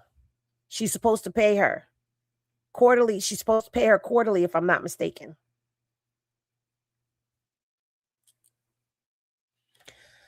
All right. But that sounds like a conflict of interest to me. Showed the graphic image of Offset with the caption op or oop. Offset seems to be having a timeout with his new girlfriend and his ex-fling, aka Jade. Offset is Cardi B's spouse and is expressly protected. Child. This violation was not subtle or coded. It was a post about Cardi B's husband on 5 platforms simultaneously published, and it's supported by advertisement. Okay. Critically, Offset has specifically discussed and identified he was specifically discussed and identified by name during the negotiation. She is not supposed to be doing this, basically. Okay. As Cardi B's counsel stated in the 3rd violation notice concerning Offset was specifically discussed when the terms of the non-disparagement provisions were demanded and incorporated into the plan and order. There is no question that Ms. Kibi is deliberately violating the non-disparagement clause. Now, turned around on February 21st. Cardi B's counsel sent the 3rd violation. We are past the point of warning and will be seeking court intervention at this point. All right. Now, Morning Hustle radio interview. On February 27th of 2026, Tasha K appeared as a guest on the Morning Hustle, a nationally syndicated radio program, for an interview that was broadcast publicly and subsequently reported on by the Morning Hustle's own website and by multiple other entertainment outlets, including Hip Hop Wired. The interview, for which a verbatim transcript was preserved, contained multiple distinct violations of the non-disparagement clause. Offset commentary at timestamps 308 to 318, 2950 to 3009, 3104 to 3115. During the interview, Tasha K discussed Offset, Cardi B's husband, who we know is whatever. Okay, on multiple occasions and at length, she described contacting individuals she believed to be associated with Offset and asking them about his alleged sexual conduct and personal relationships. She recounted that Offset had previously sent her a cease and desist letter regarding her content about him, and then proceeded to republish the substance of that content on a national broadcast. She also discussed whether Offset was trying to win Cardi B back and commented on Offset's domestic arrangements, all of the context of a discussion about Cardi B's personal relationship. Critically, the radio host's own question, did Offset send the Valentine's Day gift to the person we will not mention? Confirmed on air that both the host and Tasha K understood that Cardi B was the subject of discussion.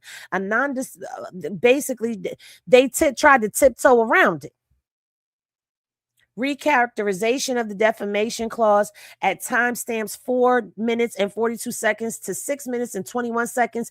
Tasha K publicly stated on a nationally broadcasted radio program that she lost because I was broke and that the length of your bread determines whether you can win or not. She further stated, with respect to Cardi B's documented emotional distress and suicidal ideation, that to which Cardi B testified at trial and which the jury credited in awarding damages, quote unquote, if that were truly the case, then that was not my intention.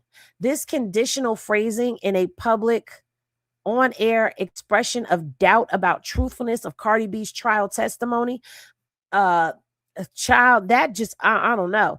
Tasha K disingenuously and deliberately dishonest characterization of her defamation loss as a production of financial disadvantage rather than Tasha K's intentional and admitted multi-year campaign to emotionally, physically, mentally, and financially harm Cardi B is not merely self-serving and false narrative. It is a highly offensive, indirect attack at the legitimacy of Cardi B's judgment and the integrity of the jury's verdict and the veracity of Cardi B's documented suffering. Okay. Payment plan admission. Tasha K stated publicly that she is trying to keep my payments low and is not working double to make them. Boasting, baby, do I look like I'm struggling? I got a publicist here. I got a whole team of entourage that roll with me. No, we're good. This statement is a direct admission that Tasha K's planned payments are being intentionally minimized and that her actual financial condition is materially better than the income projected embedded in the plan. This is directly relevant to Cardi B's pending discovery request and Rule 2004 examination of the debtor. Okay. The statement, I'm trying to keep my payments low, is another direct admission that the debtor is deliberately suppressing her reported disposable income to minimize. Child, listen. Undisclosed third-party funding. Tasha K publicly disclosed, apparently for the first time, that during the settlement negotiations that produced the confirmation plan, a third party identified as Now That's TV or Now TV offered to fund a 1.5 million lump sum settlement payment. Tasha K stated, my lawyer said I need 1.5. We went and got all the money. Shout out to Now That's TV who put up the money. Tasha K acknowledged this disclosure was sensitive, stating, you may get asked to cut this out after it airs.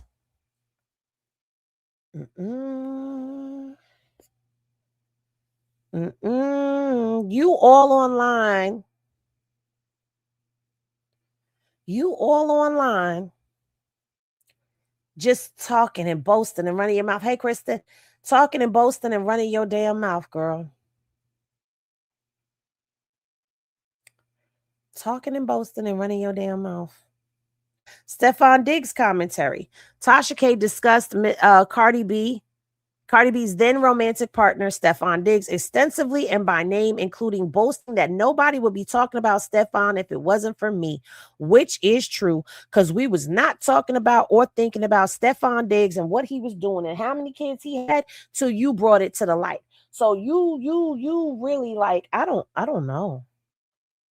I don't know. Is you cool, Tasha? Because you really shouldn't be talking this spicy.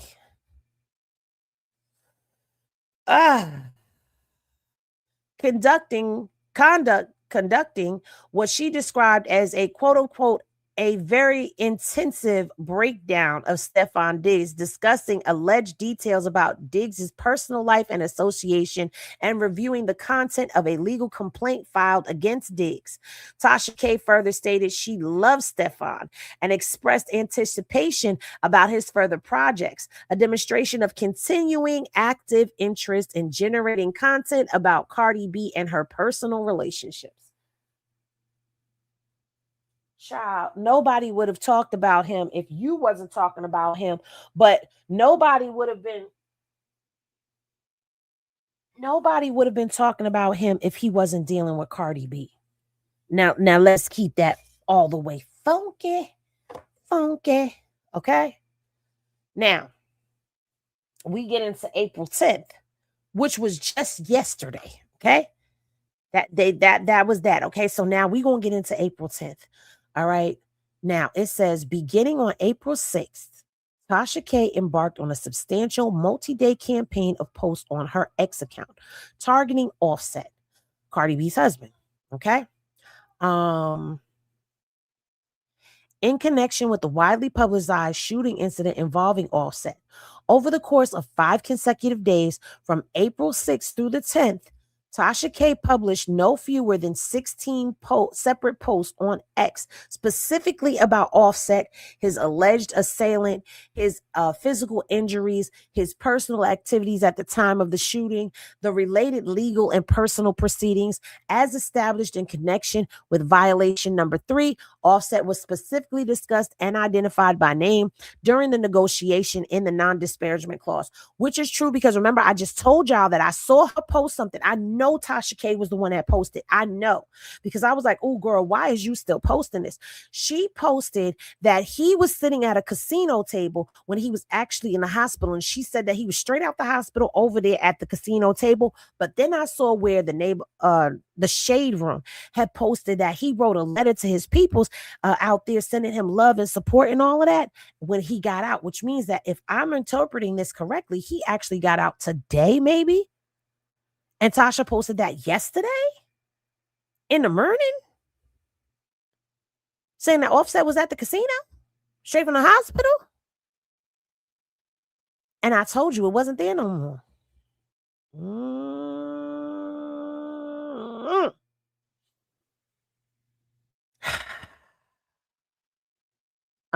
Content about Offset was explicitly prohibited. Okay, she wasn't supposed to. Now, violation number 5. On April 6th, Tasha K published her post on X. Is this it? We gonna see. Hold on, we gonna see because they give us links. We got links. Yup. Offset reportedly shot in Florida casino. There it is. And there it is then. And then we got another one. Hold on. We got another one that's coming up. It's clearing right now as we speak. Okay, chaos in Seminole Casino after Offset incident. Police and emergency crews rush in. Prayers up. So she can't even post about that. That's how airtight this is. Whether it's disparaging comments or not, she can't post about it at all. At all. Let's see what this one was. Hold on. Okay, yeah. This is the lady that was talking about Angela Spencer. On the guitar side. And as I'm walking up, I see Offset sitting on the ledge on the right. And he's sitting with another gentleman. And this gentleman has on a... Let's see, because it's redirecting us. Let's see if the post is still there. She might have taken it. She ain't take nothing down. Now that's him in the wheelchair outside of the hopsicle.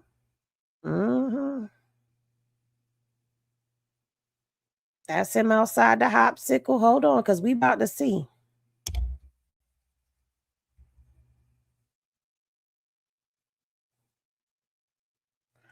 Okay, that's little Tay calling him a rat.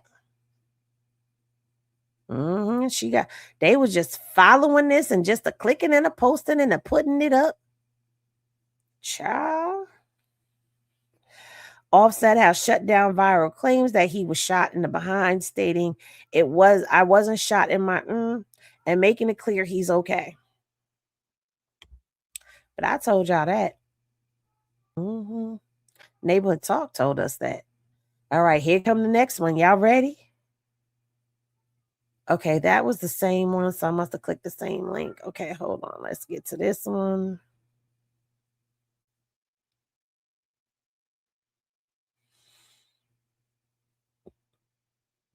Offset got shot last night and everybody's talking. Wait a minute, what the hell? What the hell? What the helly? What the heliante? Let me get it up here. Okay, here we go. All right. Offset got shot last night and everybody's talking drama. Ebro Dayton calls out Offset saying he still owes $5,000 after Super Bowl bet. Why is you like, girl, you's a glutton for punishment? And then she posted when 6ix9ine was trolling, she posted that too.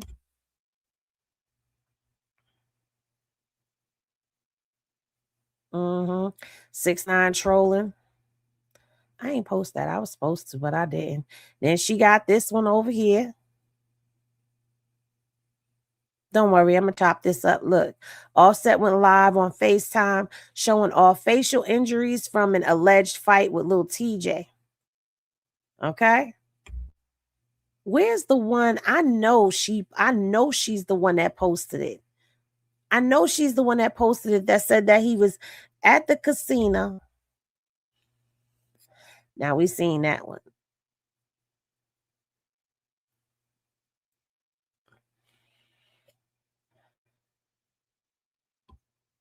That he was at the casino straight out of the Hopsicle. Is that it? A video surfaces online claiming Offset is back at the casino. While it remains unverified, we wonder, given recent reports of thousands of dollar debt owed to several people: Little TJ $10,000, Ebro $5,000, Des Bryant $8,000, Selena Powell $15,000, including an alleged overdue $100,000 credit line to Motor City, the most concerning being $1.5 million federal tax lien from previous years. Winos, place your bets on whether Offset's gambling days are over. I told y'all. I knew it. But this wasn't on her IG. I told y'all. See, I don't be lying to y'all. I do not be lying to y'all. I knew it. I knew it all along. Let me close this out. All right. So again, this is all violations. Then she has the GoFundMe. Okay. It says in early March of 2026, Tasha K launched a GoFundMe campaign out of spite with a start goal of raising $3.5 million to pay down the defamation judgment, expressly describing Cardi B as a debtor and the judgment as a judgment debt. While technically accurate, the campaign is designed to publicly frame and weaponize Cardi B's debtors, financial antagonists, and to invite public sympathy and community mobilization in opposition to Cardi B. The campaign states that Tasha K wants to close this chapter and move forward without constant legal distraction, and publicly categorizes Cardi B's legitimate enforcement of the confirmation order as an impediment to Tasha's ability to focus on creating, reporting, and entertaining. This public campaign itself is itself an indirect communication about Cardi B, strictly prohibited. The GoFundMe campaign is also directly relevant to Tasha K's income disclosure obligation under the plan. As of the date of this filing, the campaign has raised approximately $15,443 from hundreds of donors. Additionally, Tasha K has indicated she is also receiving funds through social media platforms like TikTok, Cash App, Venmo, and Kickstarter campaigns, merchandise sales, and course of offerings. Yeah. all tied to the campaign around her judgment debt. It is unclear how much revenue has been raised so far, but this revenue must be disclosed in Tasha K's quarterly operations reports and accounted for in her planned payments, specifically the true-up provision. Okay? X's Spacious Audio. Now, baby, Henny Glasses in the chat if y'all missed the X's. I ain't going to play the whole X recording since we got the recording here. I'm not going to play the whole X recording, but I'll play it on a members only live. I sure will. We could go listen to it in its entirety because they got the link to it in here in this. Shout out to the lawyers that got working links in there. Okay. Y'all want to do this in let me come over here. Let me see. Y'all want to do the audio in a damn members live? Oh, I'm seeing that. Who had an anniversary? Oh, happy 15-month anniversary, Cherry Blossom. What you said, Selena gonna be excited she made the lawsuit, but y'all remember it's posted on Henny's page that Cardi said she was happy Selena posted that stuff because she was gonna need it. Funny, she's suing Tasha K too. And she been bragging about her money going to Africa. LOL, girl, they gonna find it. Yep, they sure are. Okay, so y'all want me to play it? Okay. I will play it in a members only live. Okay, y'all got it. Y'all got it. So in her Twitter's X's Rich, right? Rich, she said freedom of speech restored. Okay. She expressed her desire to have her freedom of speech restored, making clear she is chomping at the bit to being in her harassment. She's chomping at the bit to begin her harassment of Cardi B. Tasha says, play with me and play God. Watch me use God to clear this shit the fuck up. And then when I do, guess what? My freedom of speech is fucking restored. No NDA, no nothing. That's what's up. Blank, bitch, what's up? What's up? Ain't no chains. Ain't no chains. I asked God this week to break the chains. It's been 9 years. Let me see something. I want to see something. That's the break the chains.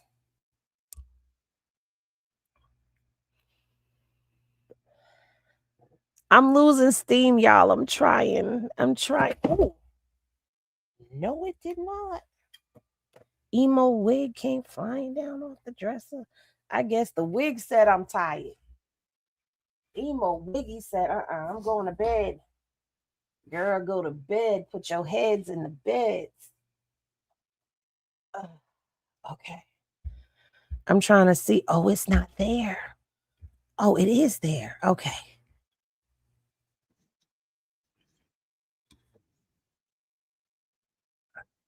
Well, no, we have this. But after we listen to the clip, I have a question for y'all, or wondering. Play with me and play God. Watch me use God to clear this up. And then when I do, guess what? My freedom of speech is restored. No NDA, no nothing. Then what's up? What's up? What's up? Ain't no change. Ain't no change. I asked God this weekend, break the chains. It's been 9 years. Now, if you don't know what she's talking about the lawsuit that she was found liable in for defamation of character for Cardi B. Tasha K later filed for bankruptcy, and they had a settlement agreement about payment installments. And a part of that agreement was that she was no longer allowed to talk about Cardi B at all. And I guess my question is, why is it so important for her to be able to talk about Cardi B?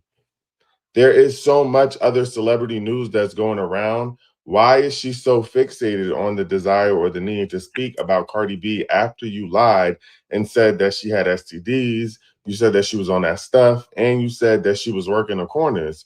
Like, I don't understand what this is about. And I get the whole freedom of speech and wanting to speak freely when you want to. But at this point, I don't know if she should be allowed to, because you already made up so many lies. I don't know if y'all heard the audio from Tasha K's recent live where she's going off about her. This gentleman may not be aware that he made the lawsuit. I thought we had the full audio. We ain't got the full audio. My bad, y'all. I thought we had the audio. We ain't got the full audio. We ain't got the full audio.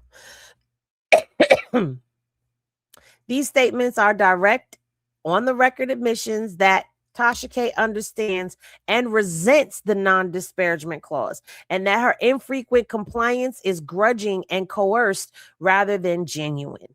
Tasha K, who genuinely intended to honor her, a debtor who genuinely intended to honor their obligations under a confirmed plan, does not publicly state them as chains. Okay, they don't call them chains. This audio, combined with the pattern of violations, demonstrates that Tasha agreed to the clause and purely as a tactical maneuver to preserve her bankruptcy case, not because she had any genuine intention of complying with it. And that's the truth. That's what it basically boils down to. Okay.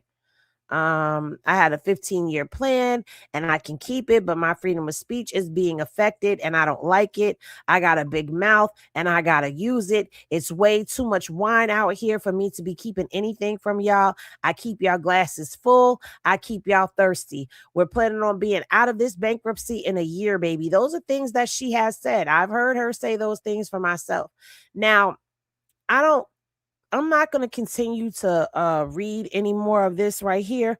I could actually do something else on this, but she said that on March 20th, 2026, Tasha K broadcast a TikTok live stream in which she publicly thanked Nicki Minaj for making a donation of approximately $3,000 to her GoFundMe campaign by publicly celebrating Miss Minaj's contribution in connection with the campaign to pay down Cardi B's judgment. On a live broadcast attended by tens of thousands of viewers, Tasha K deliberately invoked the public's long-running fascination with an alleged and uncorroborated Cardi B Nicki Minaj rivalry as a framing device for an event with the full knowledge that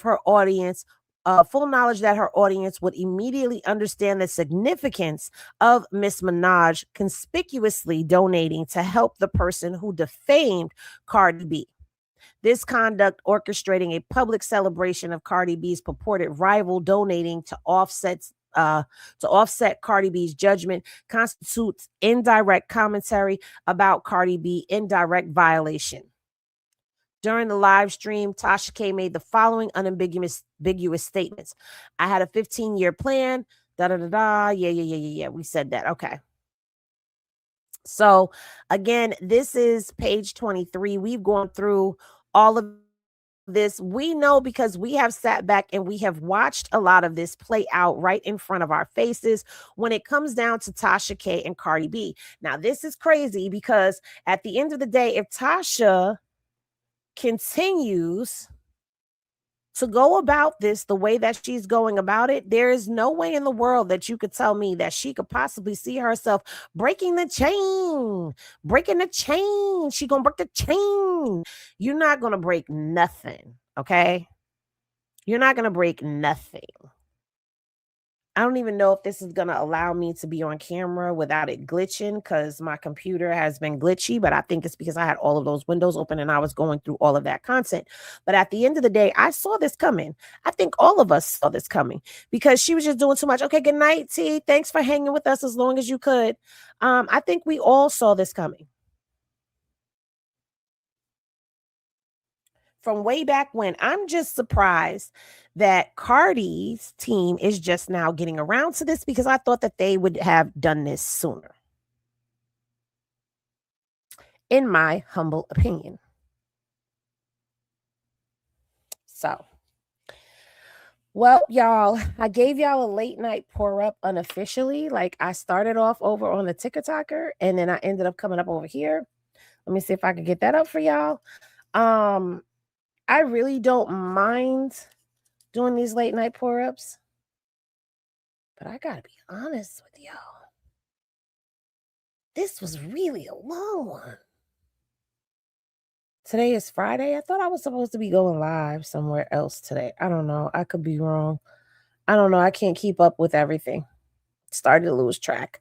But I wanted to bring you guys to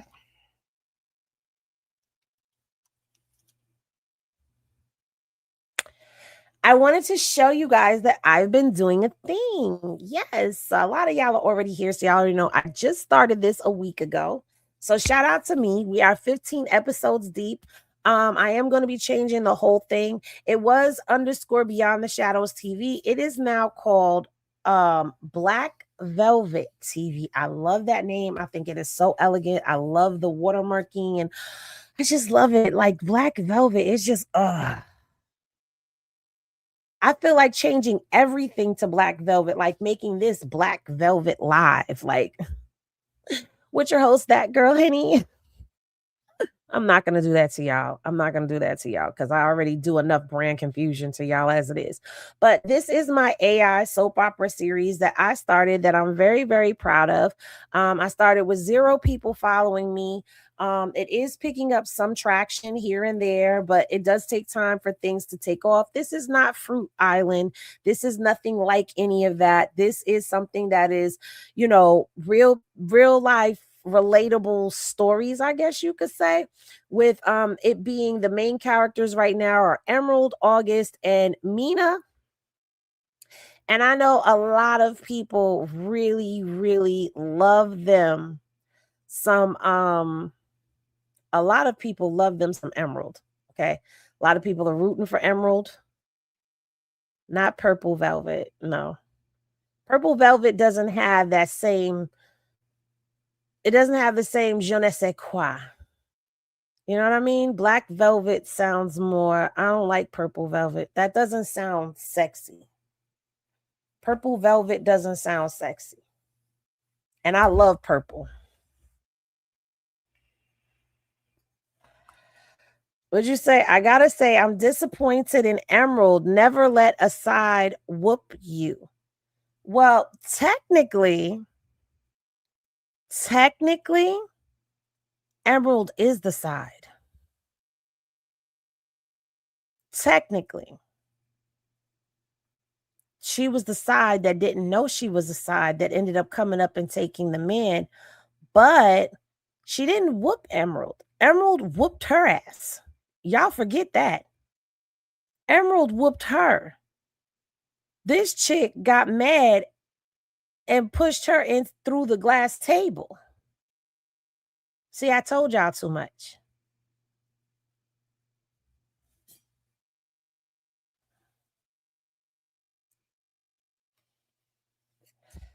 Y'all missed it in the beginning when she first said, I'm playing side chick to your side chick.